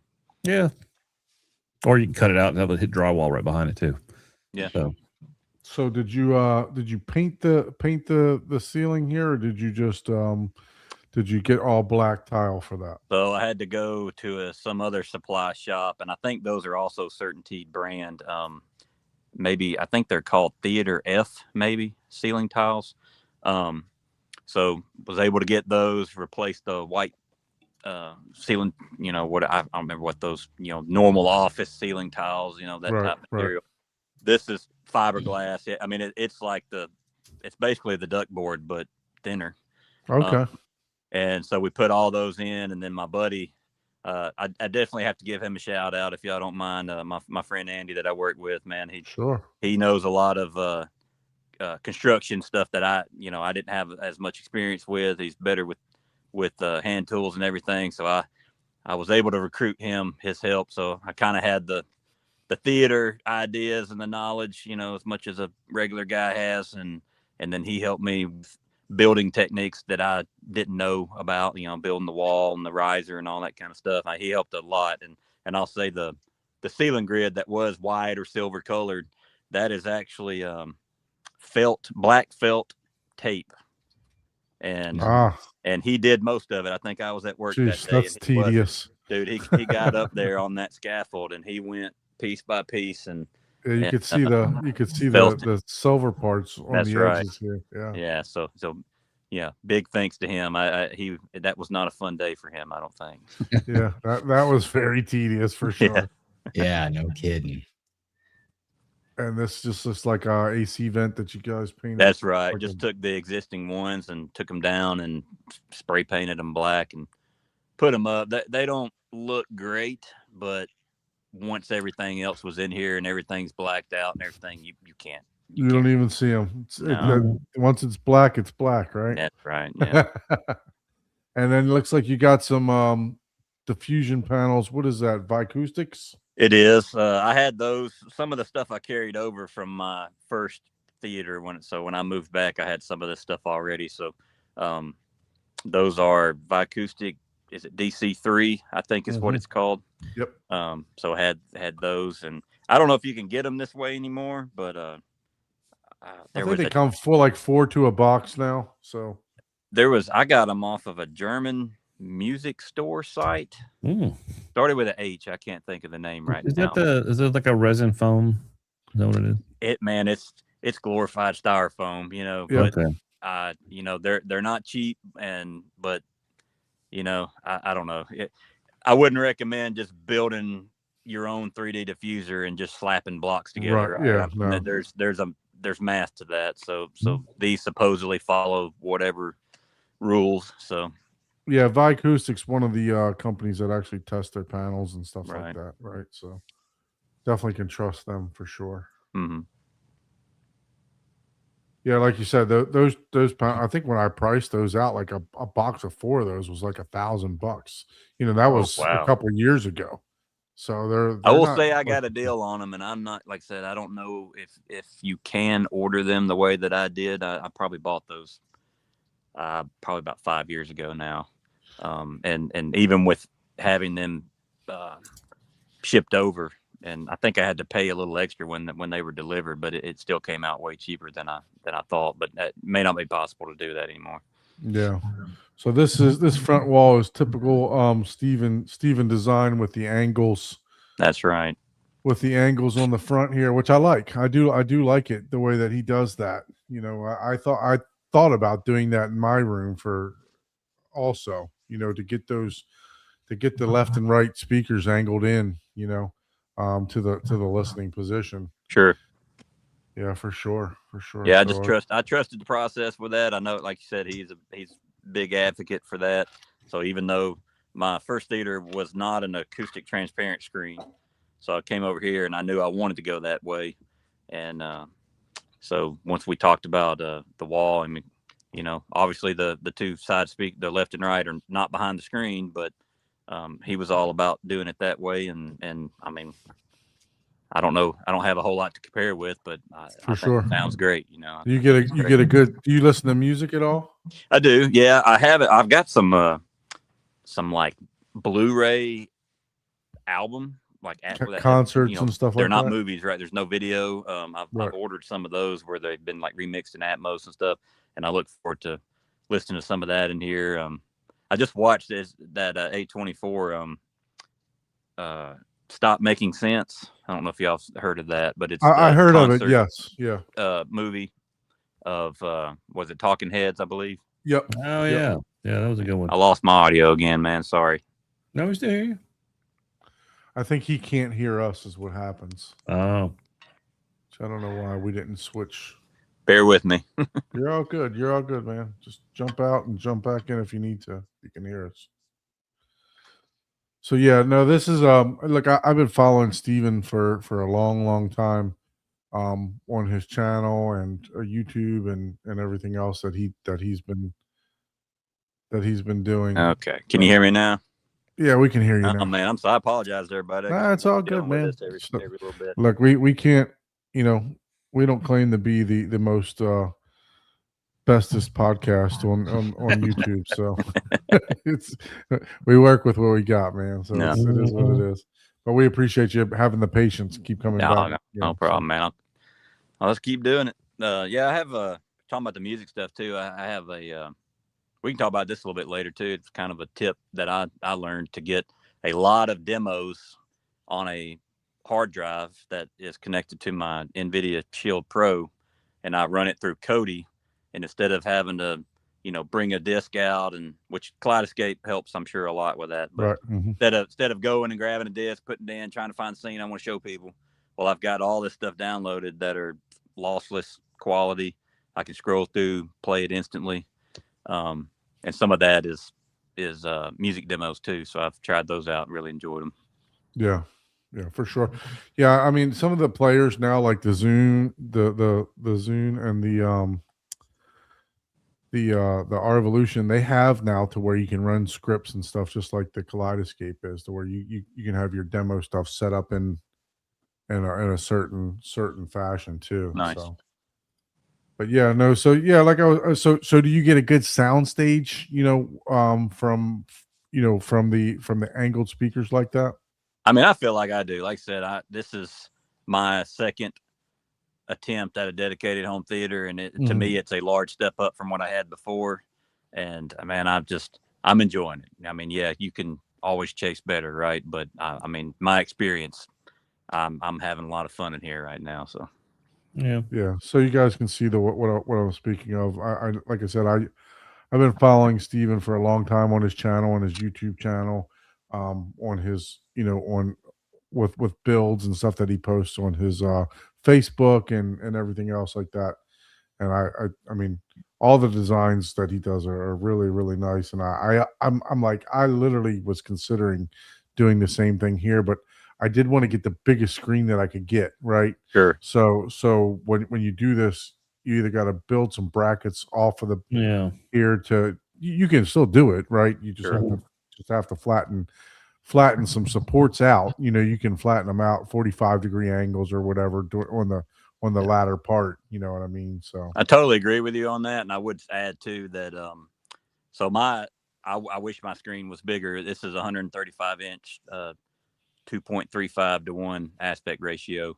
I would love to have a larger screen, but the JVC projector that I have, the throw distance, everything, the way it worked out, that I was not ready to go higher in projectors. I kept the one that I had. I mean, that was a very large purchase for me at the time when I got it. When I started out many eons ago and building theaters, we used to angle the sides in a lot too, because back then we were doing, projectors were quite not as powerful. We used CRT projectors back when I started, so a lot of 16:9, before we started really jumping into doing a lot of scope theaters. So we'd have, you didn't have a lot of room for a screen, Right. so you kind of angle those in. But as the screens got larger, we went to just, flattening those screen walls. But I do like having the baffles, just like you did, having kind of inside the room, being able to walk behind it, place your stuff, get it just the way you want it. Right. But Yeah. So yeah, totally get it. It does limit your screen size, It does. Mhm. Yeah. but we'll flatten it out and we'll just tow the speakers in behind the screen because now the screen is getting wider. Just Right. tow them in. I think it really like I said, I got a good projector. It's the NZ7, the RS2100 JVC. Yeah, cool. I mean, Yeah, it's a great projector, but what I was told from various people was the throw distance, and for that projector, don't get me wrong, excellent projector. I love it. for but sure. It's not probably going to, it's not going to do a 180-inch screen or whatever very well, to my knowledge. You're gonna Right? it's starting to You- get thin at that point. You Right. can probably get away with a 150. No Well, problem. max. That's If what you- I was with told. Max. Complete and- controlled light, Yep. dark. Right. Yeah. Right. Because I have the NZ8, so Okay. mine's not much, and I have a 160-inch screen, and you saw the image that I just put Yeah. up here.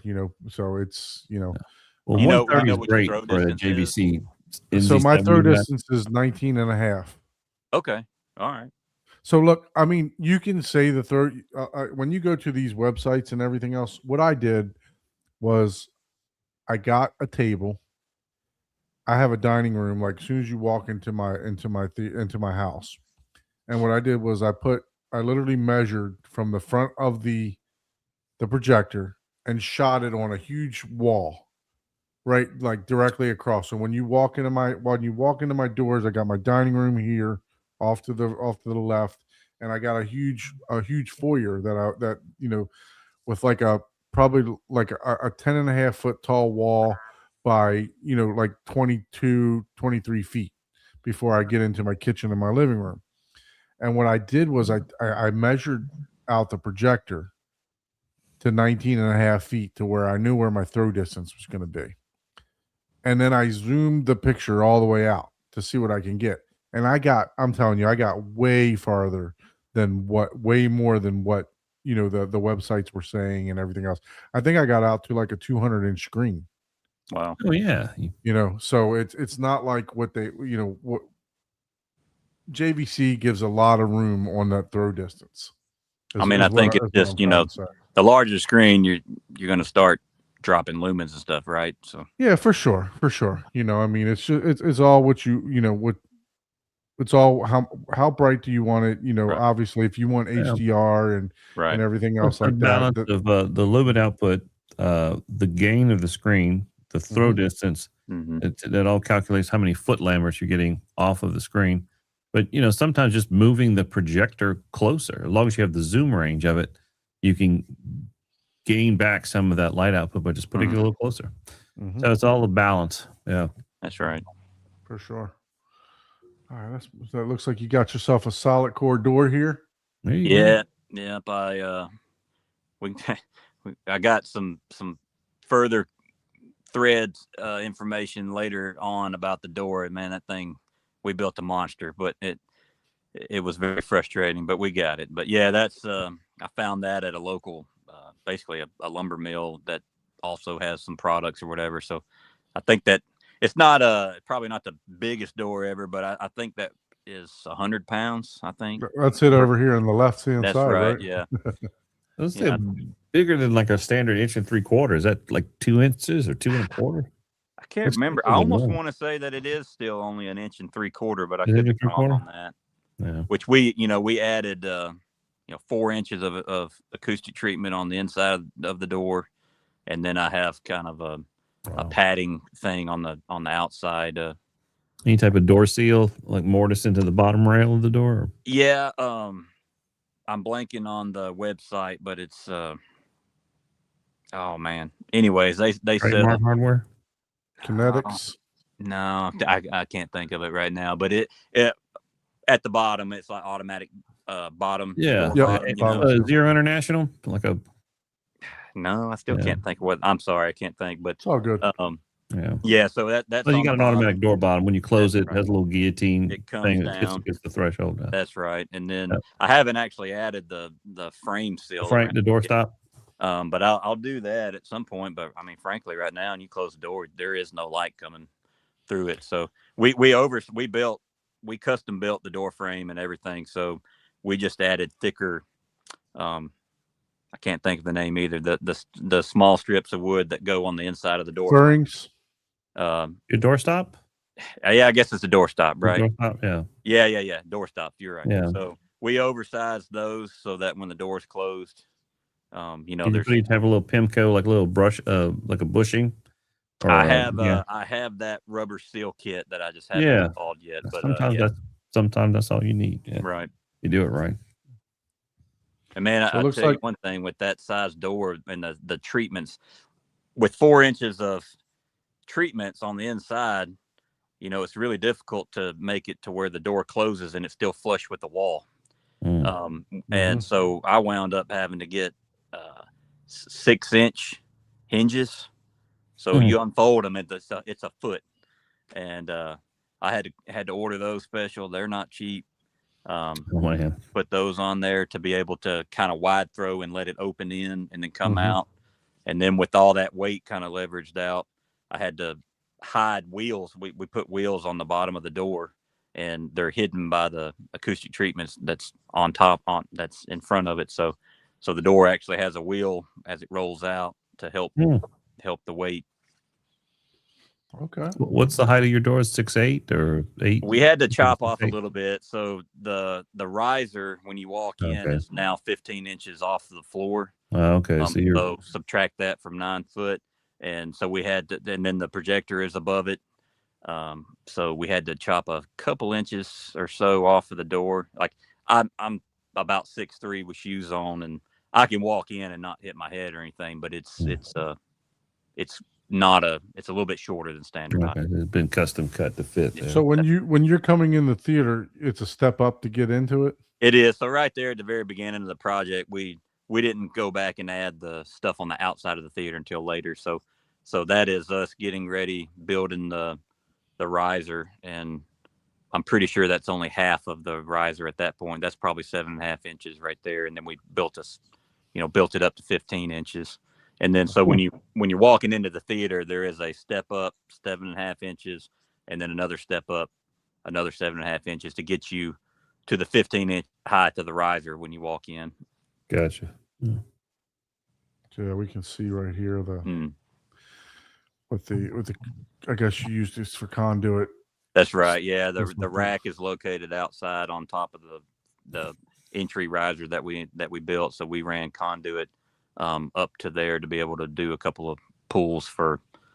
That's mainly just for like a USB and an HDMI in case I need it when I'm sitting in the theater, for something.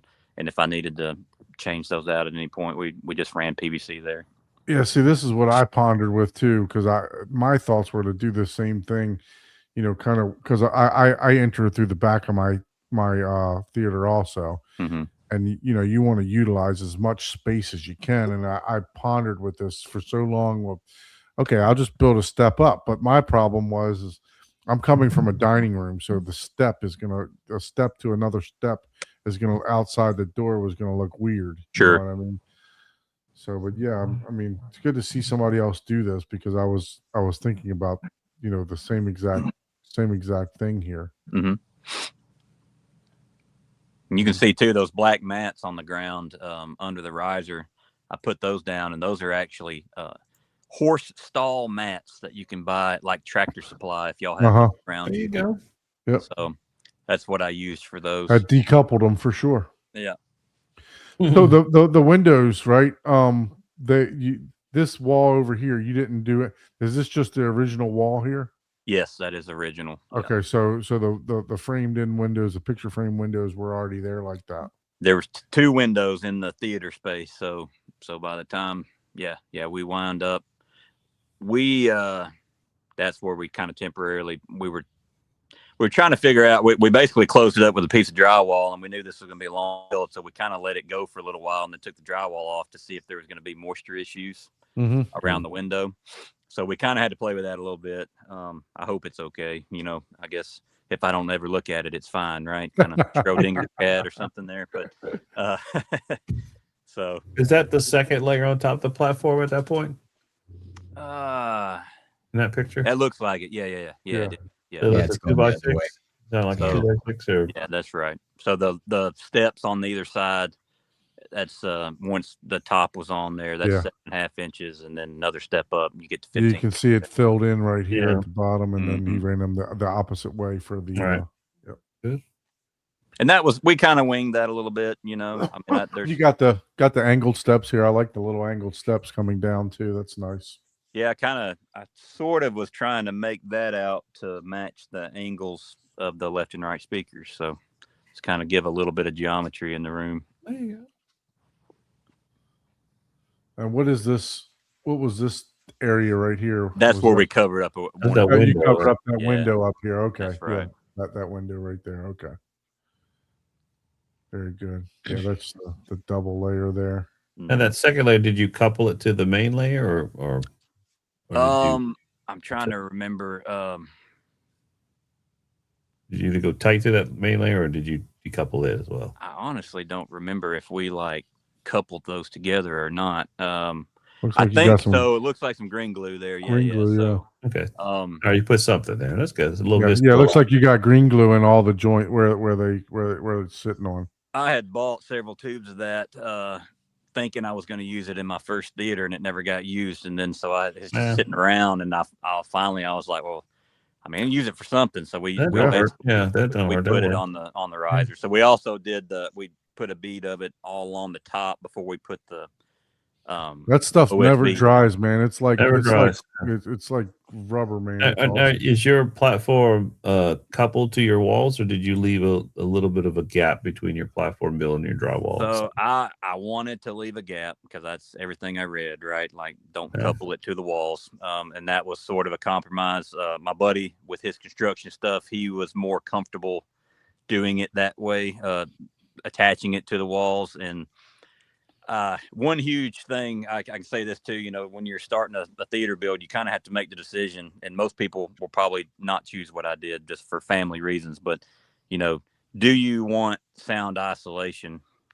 Do you want this bass and everything to be, which I know the not attaching the riser helps your performance in the theater, but by attaching it, you are decreasing a little bit of that performance, and you're also transferring that energy right into the rest of wall. the house, right? Yeah. Mhm. So if you're trying to isolate, you know, definitely do all the things you can to isolate. I don't have that problem. Like I said, my building's weird, and I'm here by myself, and I have my little boy half the time, and so I did not Yeah. start this project at any time thinking I needed sound isolation. I also don't live near another home, really. Yeah, it's so it- nice, but not the end of the world. But it's nice. Yeah. That's I would have liked to have uncoupled it, but in the end, we just Yeah. that's how it went, and we just moved on with it. So. right. So what is this up here that you put up here? So we built, I wanted soffits. I just thought Okay. it would be cool, right? So, and that's, you know, another challenge of attaching to, you know, people with normal ceilings and Yeah. trusses up there, right? You're just Mhm. attaching them to that. Had none of that. So we basically had to design these where they're still heavy, but we had to do them in sections, try to reduce the weight. And if I remember right, we just basically French cleated them to the wall. Okay, not a So- bad idea So though. we would run boards. Yeah, my walls are my studs are metal studs too. They're not wood studs. But we basically ran wood up there attached to the studs, and then we came back and attached those sections of the soffit to that to that board that we added. So So did you put the French cleat like in the middle of that, or did you put it up? Did you have to lift the ceiling tile up to slide it down onto the French cleat? it was a pain, man. Yeah. The way Trust me, I built soffits myself, and I pieced them to where, like, the first one that I did, I built kind of like a box like this, and I'm by myself, so you can imagine me Oh. trying to lift the first piece up. I literally had to use a joist and a ratchet strap to raise it up and get it into place and hold it to where I can get the first one started. So trust me, I know where you're at with this Yeah. because that took me. I mean, I had a piece of soffit hanging from the roof for like 3 days trying to figure out how I'm going to get this damn thing. I had the eye hooks on it. I had everything. It was crazy. And then after that, once you get that one up there, then you can start building off of it all the way around. But Sure. the first one was a pain in the ass. So I Absolutely. understand where you're at. And I'll say, you know, I've mentioned several times the downsides of my ceiling and the way that my house is built, that it's, you have to get creative to bear weight on anything. But the upside is you open that tile and you got all the room in the world to work, right? Which a lot of people Yeah, don't for have sure. that. Yeah. So we're able, you pop tiles down and you got all, as much height as you need to be grabbing and moving and working. So yeah, Mhm. we would move those tiles out as we needed to get it hung and put the tile back in and all that kind of stuff. Yeah. Pretty cool, man. I like the details it did with the build thread here. Look at that. I got the nice projector box back there. That's pretty Oh, cool. very nice. Yeah. So what were the soffits made out of? Like 1/4 plywood? That is, I think that's half inch MDF, if I remember Okay. right. Yeah. It's definitely MDF. I can't remember. I think the 3/4. That's what I was wanting at first, and I had it in my head Yeah. that would be improved density, just for sound reasons. But it was heavy, man. So we just cut it down to Oh, half yeah. inch. The 3/4 inch. Especially spans like that. Yes, The Mhm. big weight difference between half Mhm. inch and 3/4. Yeah. Yeah. So now we're getting into some nitty gritty here. Look at this. Yeah, that was me getting to hang my screen for the first time, which this was still early on in the build, but I was happy to see it up there. For sure, for sure. So you did all of this work yourself, right? You didn't contract. Did you contract out the electrical, or did you do all that yourself? How Me did and my that work? buddy did everything in here except for the carpet. Okay. So, yeah, man, like I said, huge props to Andy. Thank you, Andy. I'd imagine he's got carte blanche to the theater, right? Oh, yeah, I told him I'll get the bar back in service on the other side of the room. I'm going to have a plaque there with the seat, reserved for him. Very good, very good. That's the JVC on the chief mount, the micro chief mount, right? Yeah, we had to build, like I say, another weight issue, right? So I was almost getting to the point I was just gonna let it sit on a shelf upright, but went back to the ceiling mount option with that Yeah. mount. And I we see just what you did here, because like I said, I had to find this same thing because my cross beams ran the wrong way and it was too small. So Yeah. it was like I had to get creative myself. I had to put Absolutely. them, so I understand what you did, what you got going on here. I even got pictures of myself hanging from the box to Yeah. make sure that the projector was my NZ8 wasn't going to fall. Yeah. Sure. I can see you doing that. I can see that. For sure. So getting them all tuned. Oh, there we go. And now we're taking some character here. You got the Yeah. side surrounds in. Built little columns out of the MDF too, right? We did. That's right. So are these angled or are they just rectangle? No angles on those. Yeah, they're all Okay. Yeah. Very good. And then Yeah, we but got they're pretty shallow. I mean, the way my room worked out, so those speakers, the front stage, like I said, is JTR, and everything else in here is Triad, and I did get those from Steven. And those are in walls, and so we basically just built the columns. Right, the gold or silver or Let's see, none of them are gold. I think some of them are silver and some of them are bronze. And then the overheads with his design to be able to make it work, those are what they call rotating sats. that's the Sat 9s. Yes, that's right. Yeah. So Those are great. It has a little laser beam yeah, on. it's pretty cool, man. Yeah, I Yeah, like those you can work. rotate that whole box. Yeah. I do like those. Yeah, those Yeah. are pretty nice. So the front wides are a different speaker. They're Triads. I don't remember the name, but they're the ones that kind of have the wedge look to them. Mm-hmm. So Yeah. that way they're mounted straight like that, but the speaker is the way the speaker design is. It's wedged back towards your ear. Yeah. that's this section right here, right? That's the right. wide. That's right. And then you got two sets of side surrounds. That's correct. Yeah. One for each So row. one for each row, and then Oh, I know which one you're Every- using. It's like the speakers at an angle in the baffle. It was designed to be used at the ceiling as an LCR. Yes, but that's you right. on the side on the. Okay. That's right. Yeah. So one of them is Okay. a left and one of them's a right. but- Omni. I think it's the Omni or something. Yeah. Yeah, I can't think of the Yeah. name right It's a now. good speaker. Yeah, definitely a good speaker. So- I've not seen this before. I've seen people do the step up, right? Mhm. But I've not seen people do put their rear surrounds. Is this something that he suggested, or was this just a limitation that you had here? So that was per his design, and I do think that he Really? had them. They were supposed to be angled downwards a little bit, Mm-hmm. and when the good thing about this build is it took so long that I had a lot of time to think, and I had a lot of time to, hey, maybe I make a big purchase like seats or a Mad VR, and I've got time to recoup before I do something else. But the bad thing about a really long build is me and my buddy get back together after a little while.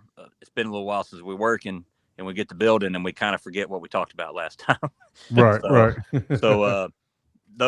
The rear speakers are not angled downwards; they're flat, and that's on me. But that was the height of the original design for them to be mounted there. So Interesting. Hey, he knows better than me, so I'm not saying I'm not that is questioning probably his a design. compromise of you some know. sort. I'm sure. I think in a perfect world that placement probably would be a little bit different, but I like that they're tight like that too, because mine are a little bit out wider. Mhm. Than what I wanted, because I got a door in my way too. So I like the fact that those are symmetrical on the sides of the door like that. right. So those are pretty good. So what are you daisy chaining the side surrounds, or do you have do you have a trend off with a higher count? No trend off. Maybe one day. So that is something I learned new from Steven. So the first row and second row side surrounds are arrayed together. So I have a Denon AVR 6700H. Okay. And it allows you, I think, but everything is externally amplified with Outlaw amps. I just have Okay. it. I bought the Denon, then I upgraded and I started doing the Outlaw amps, and I haven't made it to a point I can't do Trenov or Storm at the moment.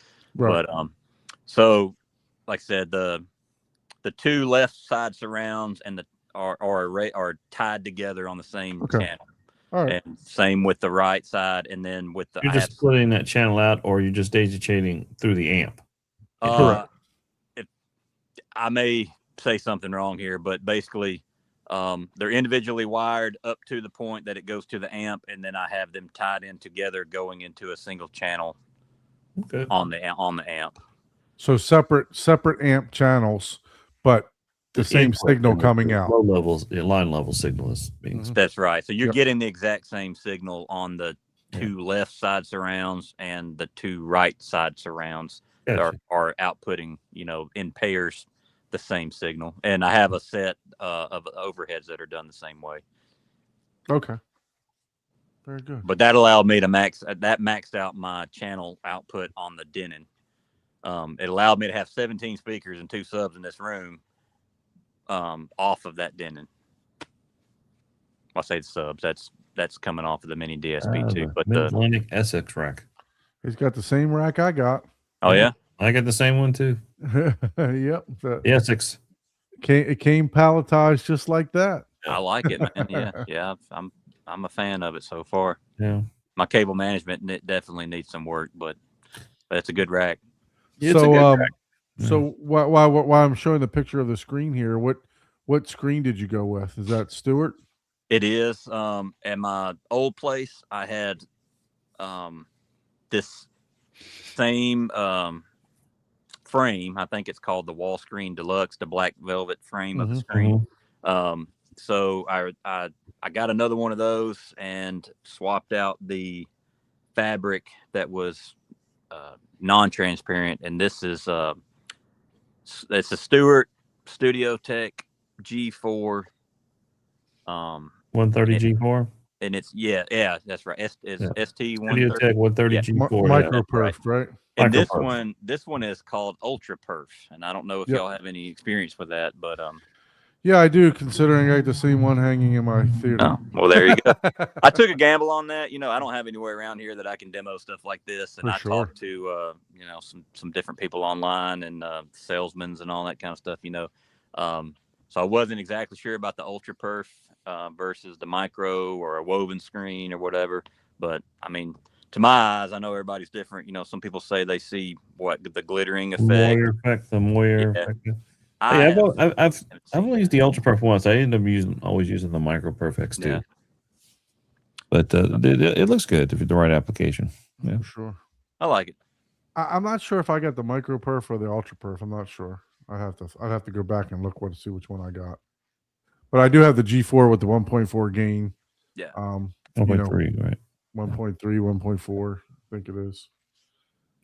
I never got a clear answer on what the gain of if the Ultra Perf was any different. I feel like it's not readily available to know for sure exactly what that gain was. But So now this is the exterior going into the theater now. Like you said, you got your rack up here now. that's right. You got all the wires. I like how you had all the wires come down low and then hidden under here. Do the wires come up from the ceiling? I mean, excuse me, from the floor underneath the riser here? Yeah. So there's we ran my breaker panel is unfortunately behind my left speaker. Right, yeah. So it's Yeah, behind way the up in the false front. wall. Yeah. It is you know, if anybody's watching this that's building things in a city where an inspector comes, you know, my rules do not apply. But so we added new circuits. So there's 3 new 20 amp circuits There you go. that go underneath that rack, so that way I could divisionalize or, you know, split apart that load. They're coming up from the riser. So you got the carpet color there that you went going with. Those are like carpet squares, or are they That was just a picture to show what it looked like. okay. It's standard carpet or whatever. I mean, it's nice carpet. I will say again that, like I mentioned earlier, when you go so long, you forget things. And this color or the carpet is the carpet that I wanted, but the color, I wound up telling them the wrong color by accident because it's a very similar name. It was like one of them is After Dark and one of them was called Dark Room, and I really wanted one. And then a year later, when I finally told them I wanted it, I told them the wrong name. So. So this is, I mean, it's fine. I don't hate it. It's not like it's, you know, a drastic color difference, but this one is a little bit more kind of blue, charcoaly gray color. And the other one that I wanted had a little bit of brown to try to tie in some of the brown panels and different stuff that I had in the room. But, you know, So you did the whole bull nose on the steps too. I was considering doing that. Yeah. It's I think that's red oak. If I haven't stained them yet, actually, that's another thing I've got left to do, but carpet looks good. I like the carpet. Yeah, it's nothing wrong with it. You know, it's just once if you have an idea of what you thought you wanted, and then it's not exactly, you know, you mess up, you just kind of got to live with it. But yeah, and no, it looks fine. Nobody else but me cares. Yeah, I hate when that happens because you're literally the only one, and the only one. But every time I walk in, I'm thinking, damn, that's the wrong. I see that little divot in the trim where I swung wide. Chuck told me something which was wise. He was like, "You're the only one that knows you messed up, so don't say it." That's true. You're the only one that knows you messed up. I tell you so what. all these are wrapped in. Are these wrapped in velvet for that your? Is that's Psy Fabrics triple black velvet, and okay. that was a pain in the ass. Also, to be honest, getting that adhered to the MDF. The soffits are worse because of gravity, basically. But so you wrapped the soffits in velvet too. We did. So anything that wasn't needed to be acoustically transparent, I used that black velvet. You know, that would have been stapled in black magic markered. Dude, yeah, we used a 3M spray adhesive, and it was a mess. Yeah. Super 77. Yes.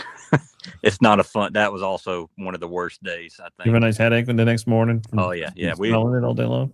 Wear a mask, but you feel it on your arm hairs, and your shoes are sticky. All that, man, it's terrible. Dude, I used to carpet speaker boxes with that. Yeah, stuff. It works. It's good stuff. Works. Yeah, I was gonna say once it goes on, man. Yeah.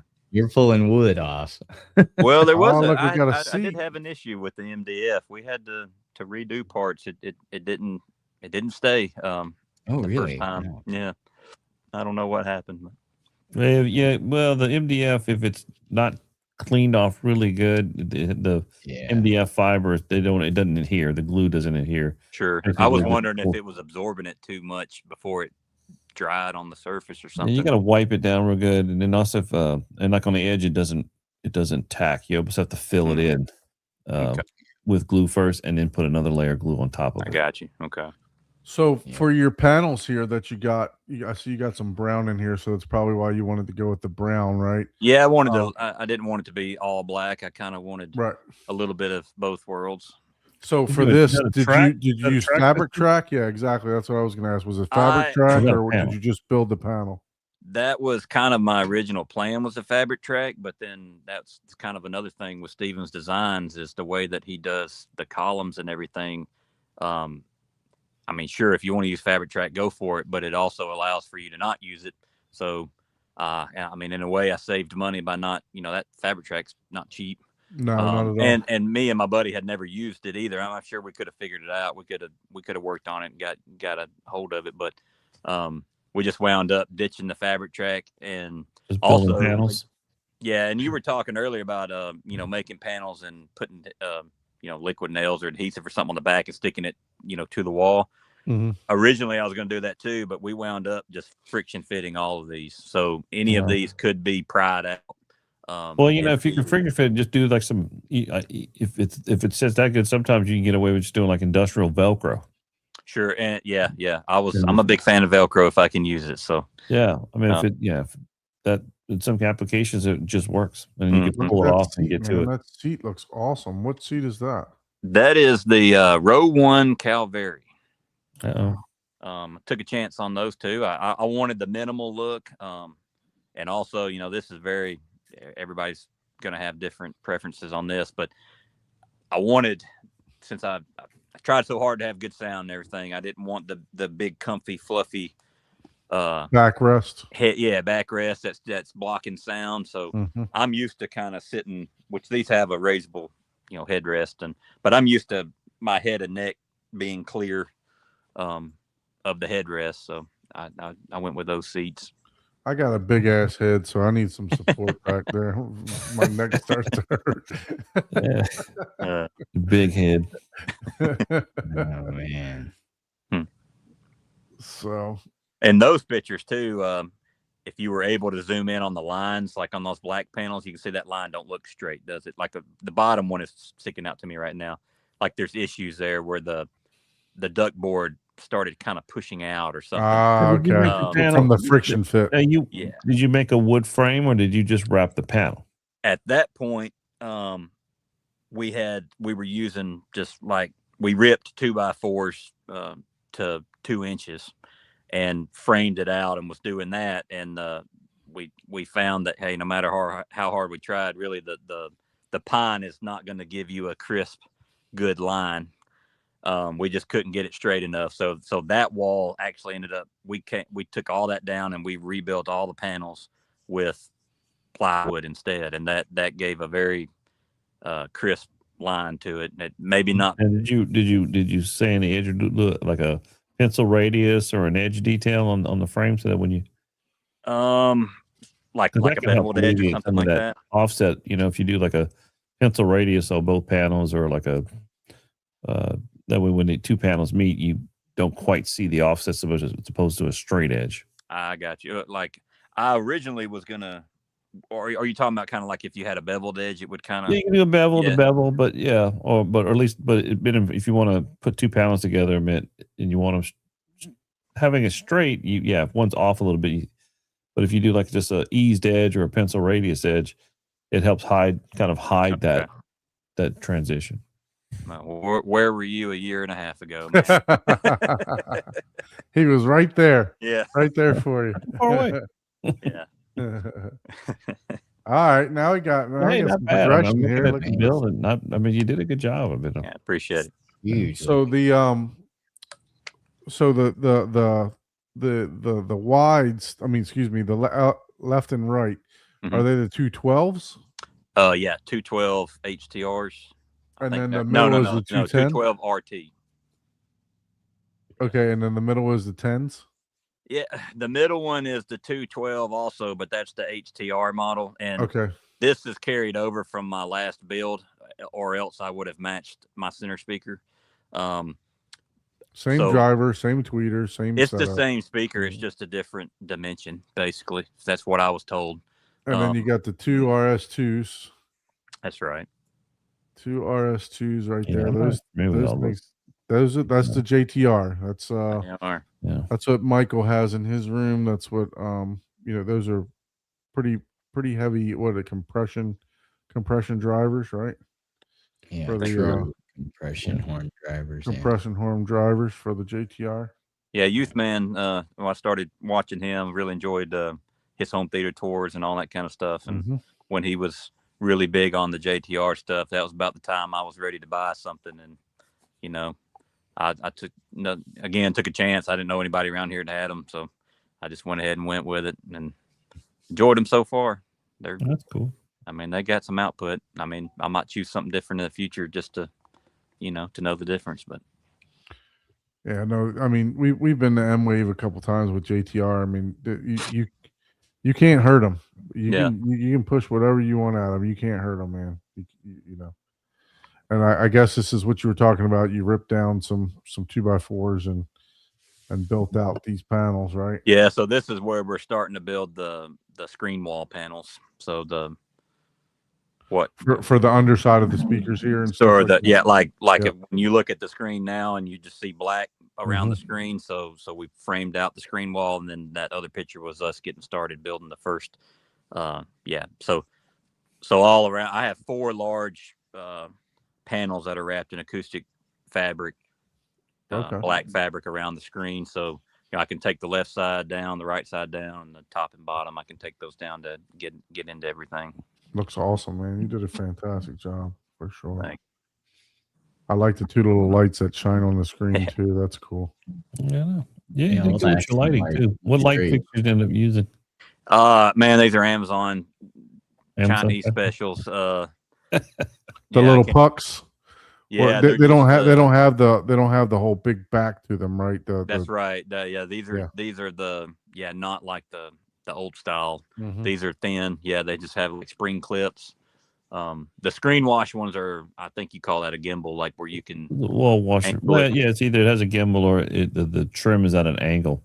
Yeah, At I think a- you can adjust it, but Oh, and okay. then the little task lights that are around, those. Hey, Don't, not bad. I'm telling you. Pretty cool. oh, that was me asking people, is this normal when I'm doing a demo with bass? Is it supposed to shake the screen this hard? And everybody was like, man, just put on, this was before I had my projector hung back up and I could actually see video.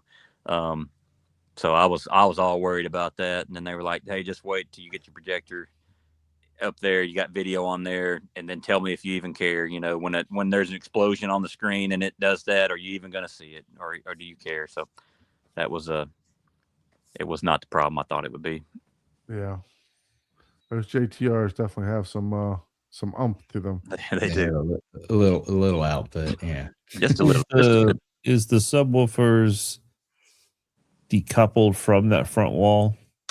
So they are not attached to anything around Okay. on the wall or whatever. And then I went back later and added. I just cut that 2-inch duct board and put that down as an isolation pad underneath the subs. And I think I have the same thing under Okay. each speaker back there. That's what I'm trying to get back to, that picture now that you have the front stage with the subwoofers. Let's see. Because look, I mean, when we do the tour, there's not going to be a whole lot to see, right? Yeah, and you've seen it. That's why I'm spending all this time on the Yeah, sure. build thread, because I know that it's all fabric behind and everything else like that. So, but we'll definitely still going to do the walk around. Sure. I'll show you. I ain't going to show you what's on the other side of that room right now. No, that's fine, man. That ain't show worthy, but Understandable. I will step outside and show you about the progress that I have on the front entry, and then I've got half of my movies out so far, and y'all are probably gonna, you're gonna think, man, what is this dude doing? That's because it's half my collection, but Where the I'll heck show is you this? kind of what I'm planning go. on out there. Yeah. So you got so the subwoofers are just sitting. So this is just this part of the theater. There's no riser, correct? That's right. That's ground floor. Yeah, Yeah. So so you did want you. So what you said was you wound up putting some duckboard I did. underneath of them. Yeah, Okay. just cut out the 2-inch duck board and set the subs on top. Little decouple panel for you. Yeah.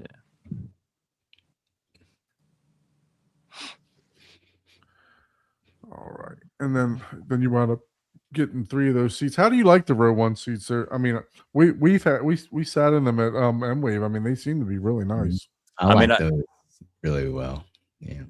I could see people loving them or hating them. You know, I mean, it's it is a That's different. like a fabric. It's a fabric, right? I went with fabric. I went back and forth on that. I had a leather media sofa in my last place, and I thought, you know what, I feel like I might just like a fabric option this time around. So Yeah. so they do have it in black leather, and this is called charcoal fabric. And I will say, I mean, I'm not complaining, but it definitely it looks blue in real life, and even in the pictures, I think it's a really dark blue color instead of kind of a charcoaly gray black color. Mm-hmm. But I'm enjoying. I it so like them. far. I like them, man. Yeah, I it's think they good. look good. I like them. And you know, actually, I mean, leather's nice, but actually, fabric actually has a little bit better. It's not absorb sound too, so a little bit better Sure. than the leather. Leather is kind of diaphragmatic and it reflects. So let's go through your rack here while we got it. So you got Yeah, this is probably I've probably made some the changes. 10-belt since then. switch there at the top. Oh yeah. I'll show it on the tour too. I'll step Yeah, sure. outside and Hey. show y'all what it looks You like. got the Xbox rack, custom Oh, rack shelf. I see that. Mhm. the Envy. Is that the core? That is the core, and then I went with that extra premium upgrade that they sell as a Mhm. software upgrade. So that was a major purchase for me. That the Mhm. seats, the There's a speakers, little bit on that. and So we can- VR, those were big purchases. Is that the Panasonic 820? That's right. Yeah, that's my go-to. And then above it is a little. It's a Sony that I had ordered as a region free, so I Okay. can watch other region Blu-rays in case the Panasonic. Sometimes Panasonic can do it, sometimes it can. So Right. have that one on standby. That's cool. And then AC Infinity. Got those in there. You got to have that for the Denon, man. The AC Infinity. Oh yeah. That thing will fry eggs if you don't but I tell you what, because I have the 6300, right? Mhm. And when I put that AC Infinity, well, before I put it on there, that thing was super hot. But as soon as I put that AC Infinity fan on there, and for the amount of money that those cost, like $100, $120, gosh, man, it made such a difference. Yeah. I mean, it is worth every penny. I mean, before I couldn't even put my hand on the top of the Denon, and then after I put that AC Infinity fan on there, it was so cool to the touch. I mean, just crazy what a difference those AC Infinity fans make. Yeah, absolutely. So all those are rear exhaust, and then y'all said you have the same rack as me, so it Mhm. included those top exhaust fans. So that the intention is to exhaust that towards the back and then up out of the rack. Mm-hmm. I haven't had any temperature problems so far. Nice. And it looks like you said you went with all Outlaws. Yeah, Nice. carried those over from my last build. I've enjoyed those so far. I mean, I feel like American made, and for the price, I mean, I feel like they're affordable for people who want to go external lamps and get a pretty good bit of power. And what's the ones down the bottom? Are that So What's those the are the Croson amps for the actuators that I okay? have. So you got Crosons also. Okay. Big purchase number 5 or whatever. Yeah, those aren't cheap. Yeah. They ain't They're cheap, not- but let me they tell are you, not cheap. very well made. That's nice. We did 15 chairs with Croson on all of them, and they were amazing. Awesome. Yeah, they're not cheap, but they're very nice. Very And, well made. Anybody interested, man, that's That is the tactile transducer out there that does the best job. yeah, it's good stuff. Absolutely. So this Yeah, is just the showing automatic some door of the button. There it is. there's your automatic door. Yeah. button right there. Okay. That looks like a, $174. That's not bad. yeah, that's a good one. Yeah, I use a very similar one. Zero makes them. It's a company starts with a B. They make them. Yeah, and that's your door seal, right? Right. That's Yeah. right. And then, Yeah. so I had bought this automatic closer Mhm. from Home Depot originally, thinking that would actually work. And this Man. hoss of a door, dude, Yeah, no, they don't work it as was good never as going to happen. And also the height of my projector box being directly above the door, there was no Yeah. way to mount it on the inside of the big room. ass hinge. Look at Yeah, that there you go. hinge. Look at that. Jesus. There's bananas for Damn. those are crazy. That is crazy. Look at that. Look at how far that pushes off that door. Jesus. Yeah. Andy and I, we had a time getting this door to act right. Yeah, I can imagine you did. Wow. There's Yeah. probably better ways to do it, but we didn't know them at the time. We made it work. But man, Yeah, that thing swings way off. see, this is this is before any of the extra stuff is added to the door. Right. So, but you had to, and on the inside right there, the acoustic treatment's not on either side of the door frame yet. So by the time you put all that in there to get that door to open, without crushing anything, You had to swing it way out. Yeah, I That's see right. what you're saying. Yeah. And this is on the backside to even it out with the rest of the theater. That's right. You built that out. Yeah. Yeah. I'm going to have to do the same thing. Yeah, and we just made that. We put those little Z clips. I had a bunch of those extra from other stuff I'd gotten before, and we just used that as cleats to install that on the door. And I used a metal shower bar handle. I wanted to kind of go a little oversized with a little ridiculous on the handle, so I found that. Yeah. Heck yeah. I like that. Custom handle. Custom Yep. titanium. A lot of people use the shower handle. Yeah, And then, man, look at the rock wool in there. Jeez. yeah. Dang, Stuff dude. that thing. Yeah, there That's you go. crazy. Actually, it's kind of artistic, just like that. Yeah, I know. I was like, man, that looks like the dune worm coming at me. Let me just fold this over down in here and I'll. Yeah. Yeah, Yep, you got goes this way. You got creative with it. That's pretty cool. Yeah. And yeah. Heck yeah. So this, Yeah, we this do. I did. That's a very good way. I've done a lot of baffle walls just like that, and it does the trick. I mean, it's a large cavity back there, and it's just get all the insulation you can and fill it up. Mhm. One gigantic bass trap. That's not too proud of the way that looks, but this is not a good use of acoustic fabric. I wouldn't recommend it because this is not even what you're seeing once it's done. But I had a lot of extra. Instead of buying the roll of landscape fabric or whatever to just kind of help contain that.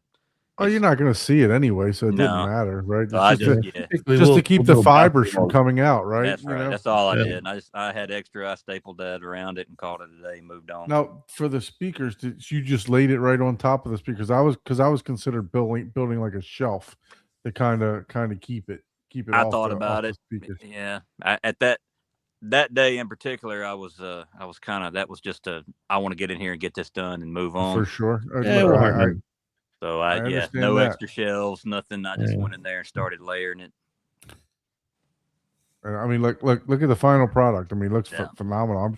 I'm sure that screen looks like it's just floating in midair, right? When you cut those lights off. Oh yeah. That's cool. Big fan of the, anybody, if you can black velvet or whatever you can do around the screen, man, do it. That's the best way. Yeah, Makes such a big difference. yeah. What you did there is that's perfect. I mean, that's what you want right there. The focal point is the screen. Yeah. Looks like this is the outdoor area, a little bar area going in there. Yeah, I wouldn't quite call it a ticket booth, but it's just kind of it's a booth of sorts that I have built out there, and I have a custom sign for my theater name and logo and everything that lit up, and I'm going to install that on the front of that booth. I like that padding that you added on the back here. That looks nice. Man, I went back and forth on what I was going to do with that, and that wound up just being like that's like a car or a boat type upholstery fabric, basically. This outside the theater? This is outside, yes. Okay. So we just built out another frame similar as we did on the inside of the theater, and just wrapped it in that fabric and put it up on there too. Yeah. Yeah, it looks nice. That definitely looks cool, man. You That's did a kinda dark. fantastic job with that. That looks really nice. I appreciate it. I have to go read. I have to go look at this for him because I would Oh, love wow. to read all the. Look at this. Yeah, there you go. Just a couple of movies, man. Just a few. Just Oh my a few. goodness. Just a few. Yeah. You're like those guys on TikTok. You got Blade Runner 2040? Yep, I got it right here. You got this one right? Yep, I got it right there. I'm your guy. Yeah. Yeah. I like to tell people that I've moved on from. I'm not just a movie watcher or whatever. I'm like an archivist or something now. I'm just like, you know, if the world just if crashes tomorrow and we need to rebuild film history, I got you. So, how many movies do you think you have there? Do you have an idea? I log them on an app because I learned the hard way that You get buy them any twice? movie, you buy them twice. So I log every one of them, and I'm approaching 7,000 at this point. Wow. Jesus. Yeah, I know. Wow. That's a lot. It is. Oh my gosh. That's it's all. something. That's probably that's not even a quarter of the collection then. That's a little less than half, and then on the other side of the wall, I've got so much junk in the outside of the theater where it was a construction site while we were building, and I have a lot of stuff. When I moved back here, I just kind of piled it in here and said, "Hey, one of these days I'm going to get out here and sort and process and figure out what I'm doing with everything." So that room was terrible, so I'm having to work on it in sections as I move stuff around. So That's crazy. finally got the opposite wall painted and working on getting a second set of shelves like that over on the other side to put the rest of them up. Can I make a suggestion? Absolutely, yeah. Buy another Panasonic before the laser goes out in yours. If you got Dude. 7,000 movies, You know what? I Yeah. have thought about that. Absolutely. before they stop making them, man, because you never Yeah. know. I have You thought know, I was looking the Sony UBPX 800 M2. Now, this same Blu-ray Sony's been making for a couple of years now. That thing is selling at Best Buy for $498. Last year it sold for $350. right. It came out at like $249. You're having difficulty getting optical drives. That's what we talked about the other day, Yeah. right? So prices are gonna- $500 for Yeah. same model. They've had 3 years now. Has gone up $100 almost every year. Yeah, prices. Last year. $500. You're having difficulty finding optical drives to go in these devices now. So yeah, that's why I'm suggesting. I'm not trying to jinx you, but No. just trying to. It's not a I'm matter of trying to- if. I'm It's a matter trying of to- when. Yeah, I'm trying to doomsday prep you. I agree with you. Yeah, as like Yeah. you said about the price increase. I mean, I've had that 820 for several years now, and I think I got it at what 300. I think it was $300. I think when I was able to get it on like a Black Friday sale or something, and now like if you can get one, they're probably $500 or more. Yeah, I have to buy one for a client. I'm looking at like $500. I'm like, holy shit, man! I was like, That's wild. I wasn't expecting to spend $500 for an 800 M2, man. No, Love the red carpet, like the rope here. Yeah, I like Thank that. That looks great. Yeah, that Yeah, looks for amazing. sure. So for the is that a digital movie board? Or yeah, is it's a TV. Yeah. So I don't have all that set up the way I want it right now, but that is an image I generated with my logo and everything. But Oh, okay. the intent is to eventually have some way where, hopefully on my phone, like I've had people over and we're gonna watch a certain movie. I'd love to have it just on my phone where I can have. There's a free app for that, dude. Is there? Movieposter.com. Okay. Yep. Like if I could just sync it to the TV and just All like you need is a little mini computer for like Yeah. $100-$200. You can put and a wireless keyboard and a mouse. You'll Okay. be good. Yep. That's what. Yeah, that's another Yeah, you- project. Yeah. So it'll take you 10 minutes to put it up. Okay. Yep. Man, very nice. Yeah, this is kind of getting towards the end of the build thread. No, not many more updates after this, but Yeah. So let's take an actual look at the theater then. Let's see Yeah. if we can- let's see if I Are can you do able- this without Are you able to turn the lights up a little bit brighter, or let me Yeah. make sure I'm not missing some questions here? Do you have any type of lighting control or what do you use it for control? So yeah, that's another thing I'm trying to work on. But right now, I'm using Google Home just with some voice stuff, and I don't have any of the kind of detailed lighting routines that I want right now. But I have some Lutron Caseta switches Mm-hmm. And then I have the Google Home, so I mean I can tell it to do certain things, and dim and turn this and all, whatever. But I would like in the near future to be able to have it set up where, if I say whatever, whatever code word I want to use, I'd like the lights to start from the back and move towards the front to where ultimately the screen wash comes on to show you the screen, kind of direct your eye to the screen when you come in.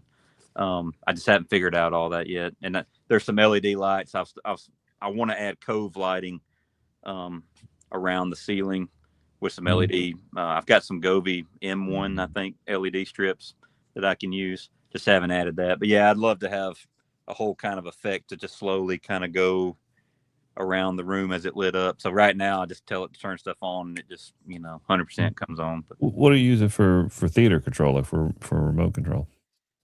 well, right now I have about 8 remotes sitting next to me. I bought a Sofa Baton X1S.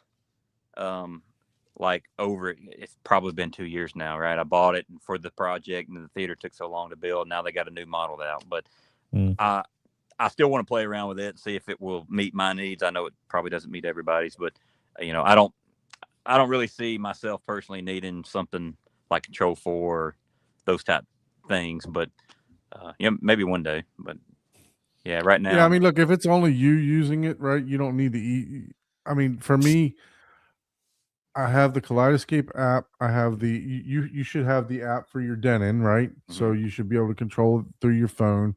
Sure. You got your lights through your phone. The only thing that you don't, that you got to press play on your Blu-ray player, right? Right. And then, once you turn your projector on and your Mad VR on, that's it. You're not touching it. Yeah, I mean, I got my little quick. I can fire it up, easily enough. But you're right. If this was, if you have a theater designed in mind where your wife or your kids or something's going to come in here, they could not do the things that I'm doing right now, right? I mean, they just trust me. My wife has called me several times. How do I do this? So, one touch command or whatever. Yeah, that would be awesome. But I mean, you could probably like you said, Home Assistant, maybe like a jelly. What do they call that, Paul? Jellyfin. Jellyfin or jelly. No, the little controllers that they use. I can't remember what. Raspberry Pi. That's it. Raspberry Pi. Stuff like that. But you gotta learn all that. So let me see. There were a couple more questions. Says I guess we were talking about the Owens Corning. It said wouldn't it be easier to cut a rectangle hole into the false ceiling panel and put the Owens Corning and glue it to the ceiling panel? Rather, I guess he was saying rather than taking like a whole sheet of plywood. I guess that definitely could have been a thing for sure. Yeah, maybe. I think we were concerned with any of the weight bearing because that speaker's not light. Yeah. So we just kind of helped it with the plywood, and again the ceiling stuff was all phase 1, very beginning of the construction. Me and him was just getting our feet under us. So I feel like we were very efficient towards the end. In the beginning, we were kind of figuring things out. So yeah, I mean, there's probably better ways to do it, but yeah, for sure. It is what. So I think we answered this. All the black layers, is felt. Yeah. So and then Chuck was talking about for this, just take the strips of foil.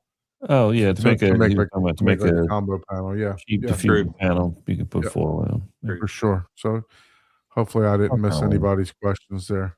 But yeah, if you could, do you want to try to turn the camera around and see if it'll work? Or yeah. Let me see. It kept messing up on me earlier. Yeah. Let's see. It might disconnect him, so we'll see if it does.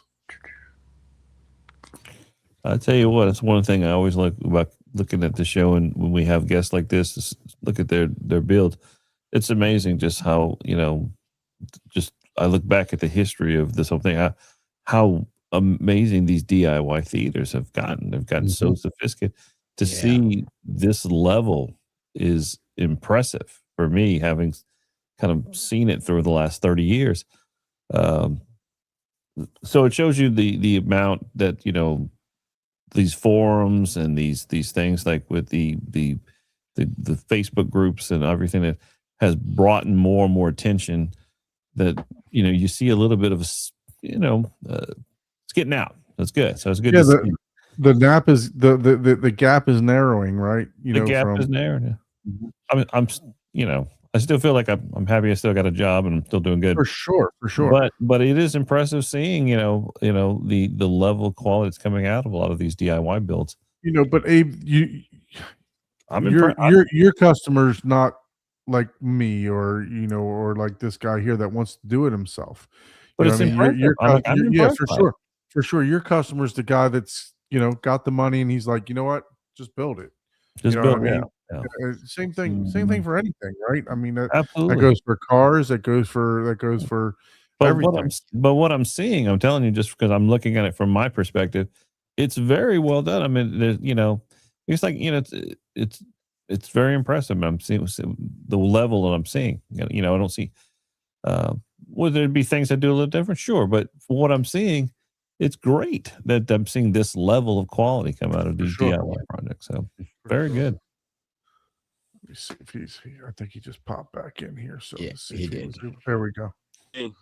Yeah, now we got Okay. you. All right. Hey, I had to transition to my phone. It Okay. wouldn't let me do the back camera on the iPad, but Not a problem. So are you able to turn your phone landscape way? yeah. That any better? There There you you go. Now we Maybe. got it. Yep. All right. So yeah, I mean the pictures pretty much told the story, but I'll try to move here. Yeah, the pictures look good. Yeah. It looks great, man. It really does. That is Yeah. straight up It do. like I bet you it sounds amazing too. I think it does so far myself. So yeah. We just So if you we said the screen, just to reiterate, you got the 135-inch Stewart. Is that a 235 or is that a 240? that is a 235. Okay, so it's 2.35. We got two RS2 Any JTRs. lens, or use it any type of Panamorph lenses, or you just doing 235 setup out the JVC? I do not have any lenses right now. I have I have wanted if it'll work for me to maybe another big purchase in the future would be that I forgot the model name now, but the one that would work for the JVC. Panamorph. Yeah, the Panamorph. Yeah. So that's supposed to also help with bringing more brightness into it. If I remember because right. you'll be using more of the chipset to compress and then optically send out through the Panamorph. Just got to check your I have throw one that's still in distance. the box. You got to check your throw distance because you got to have a very specific throw distance. Yeah. The DCR, the big one, it's a better throw distance than the one that just hooks onto the lens of the JVC. So I think somebody told me that there's possible you could get some barrel distortion. Well, that's why you got to get some of those Panamorphs. It's been a while since I looked at Panamorphs, but you have a very, very specific window or exact specific spot you've got to put that to avoid that. So your Mad VR can actually adjust for that, though. It should have an option. But if you could get it there where it's optically correct before you use the Mad VR. But yes, that is true. Yeah. So as far as like what we were talking about in the front stage, you got the 212s, basically the JTR. I know the center speaker is a little bit different, but it does have the 12-inch driver, the 212s there. And then it's a 135-inch screen, two RS2s for the subwoofers, right? That's correct. And then as far as what size driver in those RS2s? 18s. Yeah, so that's 418. So it's dual 18s. That's right. Wow. Okay. Yeah, so 418s up front. And then do you have any subwoofers in the back at all or no? I don't, and I wrestled with that, and I went back and forth to talk to Steven about it, and I wanted to add subs in the back, and I'll say this: I didn't really talk about it in the build, but when we built this wall, kind of early, probably the first picture you ever showed on my build thread before anything was built, there's a column that sticks out, and I based the depth of my room off of that column because I thought it looked like it was a good dimension. And then that way, when we built we added the wall, Mhm. everything would kind of be square, whatever, right? Wouldn't have like part of a column sticking into the room or whatever. And if I had to do it over, I probably would have pushed this room probably another 2 feet back if my projector would allow it. Because that kind of it pushed me a little tight when you come in the door and all that, and it kind of limited if I wanted to add subs in the future in the back and all that kind of stuff. So how far again is the room dimensions from the front screen wall to the just the baffle wall, the front screen wall to the So let's the see, back. the drywall to drywall was about 23 feet, Long. give or take a Okay. couple inches, 20 feet Okay. deep, 23 feet deep, and then there's 4 inches of treatment in the back, and then the screen wall, which the angles are a little bit different, but like where the screen is, I think is like 2 feet off of the wall. 24. Yeah, it looked about 24 or 28 inches. Yeah, so it's as far as like, yeah, I mean, my throw distance is probably, it's probably about 19 feet if I had to guess. I've got it written down somewhere, but it's something. Yeah, so if it was 23 feet drywall to the front wall, you're probably at 21 feet because the projector's 2 feet, basically 24 inches long Or 19 inches long. I think it might be something like Okay. that. yeah, I Yeah, can't so remember. so you got plenty of throw distance there. Yeah. Yeah, for sure. For I had sure. to max out my vertical lens shift. That was something that I wasn't expecting. I think I calculated something wrong before I ever got into the build. So to be able to open the door and to walk in without any issues and have the JVC up above me, that kind of messed it up. I wanted the screen height to be proper, for first row and second row, and I wound up. I think I had to raise it probably 2 inches or so more than I originally wanted to, for the first row viewing and I had to max out the vertical shift on the JVC. It's as far down as it can go to line up on the screen. Well, how tall are your ceilings? It's 9 foot, but yeah, when you're up here on the back row, this is 15 inches off of the ground. Right. But your ceiling is 9 foot where the soffit is, right? So let me step down here. So like if I'm at screen level, so this is ground. The first row of seats are on the ground floor. Right. And that is 9 feet to the soffit.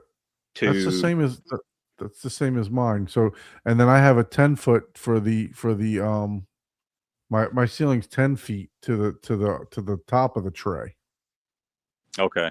So well, mine is 9 feet to the ceiling tile. Oh, really? Soffit, yeah, the soffit. And the 7 didn't. The NZ7. I thought the NZ7 had the same lens as the NZ8. So that's weird that that you're maxing out the zoom going all the way down. Yeah, I don't know. I thought I had everything or the lens shift, I should say. But yeah, it just didn't work that way. I had to go all the way down and then raise the screen up a couple inches to make it work. Yeah, because I can take mine even further down, and like I said, mine's sitting at 9 feet, and yours is probably sitting a foot less than mine, dropped down. Yeah, sure, yeah. Mm-hmm. Oh, that's weird. I have to take a look at that and see if if the lens shift is different. I know on the the bigger model, the NZ9, that it does have more of a lens shift and stuff like that. Yeah. So I know that they do vary, but yeah, no, that's weird. Man, the room looks beautiful though, for sure. I love the look of it. You did a phenomenal job with it. Yeah, it looks great. Yeah, I appreciate it, man. I love how all the speakers are hidden. Yeah, no, it's really nice. All the speakers are hidden. Did you do anything? You said you did something with the HVAC. Did you just add more ductwork? What did you do with that? We didn't do anything major. I know in high end builds, there's lots of consideration with ventilation and noise isolation and all that kind of stuff. But I settled a lot. I tempered my expectations and my finances on that, and we just basically let's see. So when we enclosed this room by adding the wall, this 100-foot long room has 2 air units, one on each end, that was supplying that 100-foot room. Mhm. So when we enclosed the theater, we just took the one on this side to supply the theater, and then the other one on the other side supplies the rest of the room. And we moved the supply registers, I think you call them. Mhm. So these 2 here are the supplies in the room. Right. So we moved them to the front of the room, and then moved the return to the back of the room here. There you go. Relocated the thermostat, ran the ductwork slightly different, cut some stuff out. I think we removed 2 registers that were like kind of right in the way of the wall and stuff. I if I remember right. Okay. So minor, I didn't build any kind of really special ventilation stuff or silencers or any of that kind of stuff. Right. Are you able to show us the outside of the theater looking in? Yeah, man. Yeah, sure. So, sneak peek on the chaos back there, but Hey, man, my room was a mess. My dining room was a mess for 5 years, so I understand. Oh, so you can bear with me just a second. I just got these new black and gold rugs in. I like it. Looks nice, for man. a theater carpet look, but I ain't decided if I'm gonna keep them or not, because I wanted them to go wall to wall if I could. I don't know if that looks right, but I anyways. like it. So You could always layer it and put like black runner on the left and the right. that's very true. Yeah, that's true. that's a good idea. Yeah. So I wouldn't want to have to move all those movies to get it I to go know. wall to wall. Yeah. That's what a knife's for, man. That's You incredible. can slit carpet and put the legs right in Man, there. I love the entrance to that theater, man. That looks Yeah. nice. That was great. Yeah, that's very well done, man. get up Very here well too. done. So, yeah, it turned out pretty good. So I got a couple more of these cool plaques coming to Where you get what those all plaques at? out. And, this is just an acoustic panel laid up here, so I have something to set stuff on. But I'm gonna probably put like a live edge or a butcher block top or something on top of this. So where did you get those plaques? Your plaques at? There's at least one guy on Etsy that makes them. That's why I Yeah. thought I saw it. Etsy. Yeah. Yeah. That's right. Yeah, There's one guy that does it overseas. I think it's like Germany. They're a little bit thicker than the ones on Etsy because I've ordered from both. I Okay. ordered from 2 different guys before, and I think if you really look, you can probably tell there's a slight size difference on maybe 2 of these. But I noticed I got back in there the other day to order some more, and one of those stores is no longer there, and the other guy is, so ordered a few more from him. And then, So, what TV did you use for your movie board there? man, I wish I would have held off. So this is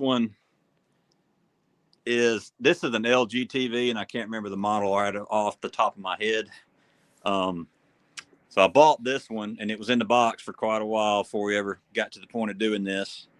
And then I saw, if I remember right, that Shane Lee on YouTube did a video of a new The digital movie poster board. a new digital movie poster TV that he recommended, and I'm blanking. It's the one. It's a Canvas. Is it Hisense? Mm-hmm. I can't remember now, but they call it a Canvas TV. Like it wouldn't be a good TV to actually watch movies on because of the way the screen is made. It's kind of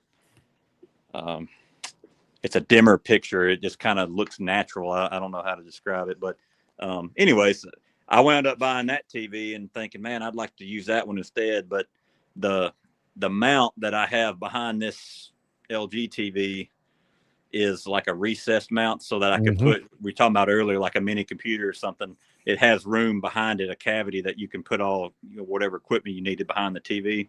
Right. And that Canvas TV will not work now where I've got that mount and that hole in the drywall. So You could put one of those white boxes that go back there. That's what I did for mine. If you did want to change it out, there's like a white utility box that you put in there yeah, in the stud bay.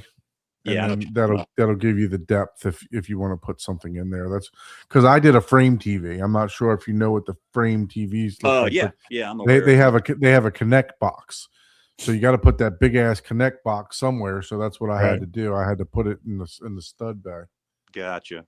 So yeah, that's what I wound up doing for mine. I'll probably stick with that LG sitting there, and then I'll just wind up. I like like said, the this- big. I like the bigger look of it. It looks nice. Yeah, that's I think that's a 55-inch. I went bigger. I think most people that do digital movie posters probably have a little bit smaller TV than that, but I went ahead and got the 51 or 55. Yeah, no, mine's a 43. 43 is most yeah. commonly used. Mhm. Because a typical movie size is 27 by 40. True. Right. Yeah. I just like this it, room man. is so big that I felt like I could kind of get away with Oh, large yeah, proportion absolutely. things. Nothing wrong So with that. so in proportion to this to the rest of the house. Yeah. You know, is this like in a wing or what? You know, is this in a like because you said it's a huge 100-foot room? So That's right. So this is basically the front half of my house. okay, The whole front half of it is a 100-foot room. And then to enter through here, you come. I mean, there's a door to the outside there, but this door goes into my garage. I have a 1,100 square foot garage, and then it basically behind this wall, behind that wall of the theater. That's my what I guess you would call the living quarters. I got kitchen, living room, bath, bedrooms, bathrooms, all that. okay. Very nice, man. I love it. Looks fantastic. Little bathroom right here I'm gonna redo it. Got any motorcycles in that garage? Man, I about killed myself too many times on 4-wheelers and stuff when I was younger. If I got a motorcycle, it'd be a bad day. Yeah, I don't That's blame why I you. don't I own don't one blame either. you. Oh, yeah. So Magic S, have you done a 20 to 20 hertz, 200 hertz sweep? Curious if where your knolls are. So or do you get into all the measurements and stuff like that? Man, so I'm sort of tech savvy, but I'm not all the way there. And I looked at REW and all that, and I just thought, man, I could do this, but it would take me forever to fully understand, be comfortable with it. And I did have a guy, y'all may have heard of him, Chad B. He does he does traveling calibration. And I used him before in my old theater, and I used him again. I think, if I moved up to a Trenov or a Storm, I think there's guys that are, that's right in their wheelhouse. Right. But I had Chad come back over. I'm satisfied. He's a great guy. I really enjoyed him coming over. His prices are very reasonable. So he performed the calibration, and I have a thumb drive with all the files and everything. I don't have it readily available. I couldn't tell you. I couldn't really talk too far into detail about what the results were, but for sure.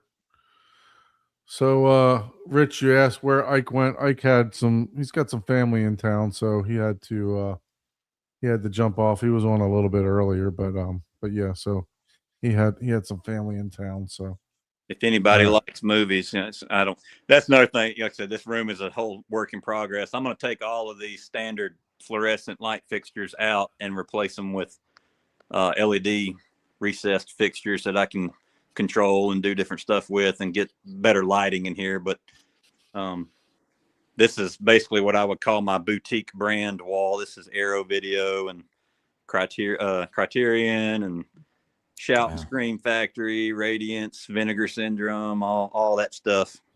And then I'll do this wall. These will be like my standard releases from the big studios. I'll have them here, and I've got 3D collection and Disney, all that kind of stuff. I'll put that over here. So do you enjoy 3D? Do you watch 3D? I do some. I mean, it's kind of it's halfway I enjoy it, and halfway it's just kind of like a little niche thing to collect while it's, is it going to come back or is it dead? Who knows? So I pick them up whenever I see them. But I've watched a few. Since I have been here after I got it calibrated. The calibration went fine. There's no issues. And then I came in here a couple weeks after with my little boy, and we was going to watch a 3D movie, and I popped it in, and it was not displaying correctly. And I couldn't figure it out. And the only thing that I can narrow it down to right now is the fact that the Mad VR is a new item in my chain. And I'm thinking that there's maybe some setting that I don't have properly set for it to recognize and display 3D correctly. So like right now it's showing it's almost like the bottom third of the screen of the image is now at the top, and the top third is at the bottom, and it don't look right at all. So I've got to figure that problem out. You were using the Panasonic to play it, Yes, I think. so I think there's different settings in the Panasonic too for that. Yeah, Um, I was, and I the information when pop up on for the Panasonic, it was showing 3D, and my JVC was showing 3D, Okay. but it wasn't displaying correctly. So that's What more- glasses do you have? Do you have the JVC glasses, or do you have like the expand glasses that everybody recommends? I've got 2 pair, I think, of JVCs and 2 pair of the expand, and I wanted to get some more of the expand actually. Yeah. Yeah, And- right now and I have these. I've had these for a little while. There may be Mhm. new models out, but the expand vision. And they were I'll- syncing up. Sometimes they're difficult to sync up too, right? With that emitter. Yeah. Well, the problem is the image on the screen was wrong. It Right, wasn't right. that the glasses weren't working or whatever. It was displaying completely incorrectly, and Oh. I think it's just a setting that I haven't figured out on the Mad On the VR. Mad VR. Yeah. Yeah. But this is currently what my rack looks like. So yeah, I got the old Switch. I have a Switch too. I'll probably put it up in here one of these days. And there's my network switch, which I don't have a whole lot of. Some guys have like a really impressive network thing. Yeah. This is just there for me to hard plug my components in for updates and stuff, or play or Xbox or whatever. But and then Do you game a lot in the theater? I will. I like to say I'm getting older, and I feel like I used to game all the time, and the older I get, the less I do it. But Right. I have a bunch of games that I really would like to get back to, like Cyberpunk and that Hogwarts game, that kind of stuff. I really like to see that in the theater. I just haven't got around to it yet. That's it. So yeah, there's my. I dropped this Blu-ray player when I was unpacking it, and the front broke off. I think. Oh wow. But that's my region-free Sony. Got my NVIDIA Shield Pro. I was gonna add another. I got an Apple 4K TV in my living room, and I was gonna get another one, but I kept waiting for the new one to come out, and it ain't come out yet. So Yeah, it still hadn't come out yet. yeah. So Panasonic. You'll see these little things attached to the Panasonic and the It's the Denon. IR repeater. That's right. So I got that installed at the front of behind the screen, Mhm. so I can control everything out here. Yeah, Denon. Those are the Outlaw monoblock amps there for my left, center, and right, and then I have 2 of the 5-channel Outlaws for everything else, and then the Croson amps there. Are you able to show the Crosons underneath of the back of the chair there? Oh man, I should have taken some pictures of that and put them on the thread. It would be very difficult. Okay. What I had to do was a little bit different. So I had to take the way these chairs are made. I had to kind of make that work. Had It's to all take good. the wooden feet off of the chairs, and we had to run boards across. So like the first row, Mhm. there's a board that runs all the way along the back, and there's a board that runs all the way along the front. And the Crosons and the little isolator pads they come with are up under those boards. So the Okay. rows are kind of tied together, which they Right. are anyways, with the chairs being clicked in together. But I wish I could show No, you. it's all but I good. No, you don't need to do it. I That's don't fine. think you're going to be able to see it there. Yeah. So for that, you have how many Crosons? How many of the vibration plates? 2? I purchased, so they have a set. It's the Shadow 8 actuator sets, and how many is it? There's 1, 2. I have 6 actuators. So there's 3 actuators on each row on Okay. the back, and then on the front there's the little their little, I think it's called Sorbothane or something like that, the isolator pucks. So there's 3 on the front, 3 actuators on the front, 3 actuators on the back. Man, definitely appreciate you sitting down and taking the time with us to go through your theater today. Yeah, very But, nice. you did a phenomenal job with this thing, man. Man, I I mean, appreciate Great it. job. Yeah, it looks Great job. great. Like I told you That's why earlier. it looks like a labor of love there. Oh yeah. Like Yeah. I don't want to brag or anything like that. It's just anybody that does this themselves, they'll understand. But when you dream this and build it and it takes you 2.5 years to get there, it's like I don't have people in my area yet. Stop laughing, Paul. Yeah. Like I want to show it off a little bit, you know. So 2.5 years. Yeah, you were dreaming that a couple years ago. weren't you? I'm still building mine, and I'm 5 years in now. So I understand. Yeah. And Paul gives me shit about it all the time. But Well, Yeah. it's kind of well, look, Daniel, I definitely appreciate you joining us tonight. We're about a half. I told you this would be an easy conversation, right? Once we get going, now we're 3 hours in, right? So That's 3 right. hours later.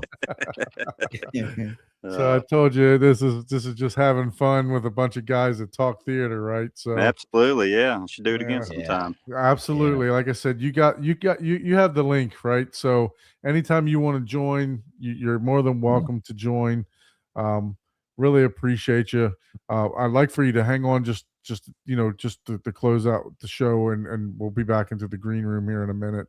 Absolutely. But you got people here like Jake Marsh saying really nice theater. Ike's still in the chat saying looks great, Yeah. super professional, amazing, awesome job.